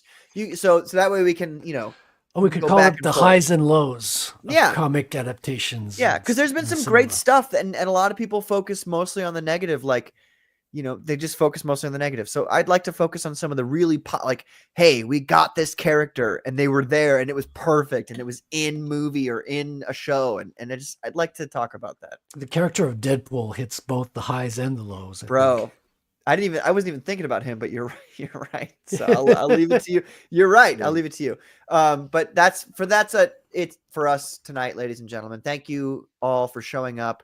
There's, as last I checked, 7 people watching on YouTube, and apparently now 139 people watching on Twitter. So I don't know if that's them watching or if they scrolled past the post or something. Is that what that would mean? I don't think it's a scroll, but I think it's accumulated views. So it's not current watchers, not though? live. Yeah, it's not the live total. Gosh, it made me feel so good. I was like, oh my God, we went from 12 viewers to 147. Well, no, it's still good though. I mean, even if a person clicked out, they still got eyes on. Yeah, came back. Yeah, I'm sure it's higher. It's more than 7 at least. It's more than 7. We got more than 7 viewers tonight, ladies and gentlemen. Thank you so much. And we will talk to you the next time we see you, which is next Wednesday on the Comicsgate Commandos. Have a great night, everybody. Goodbye.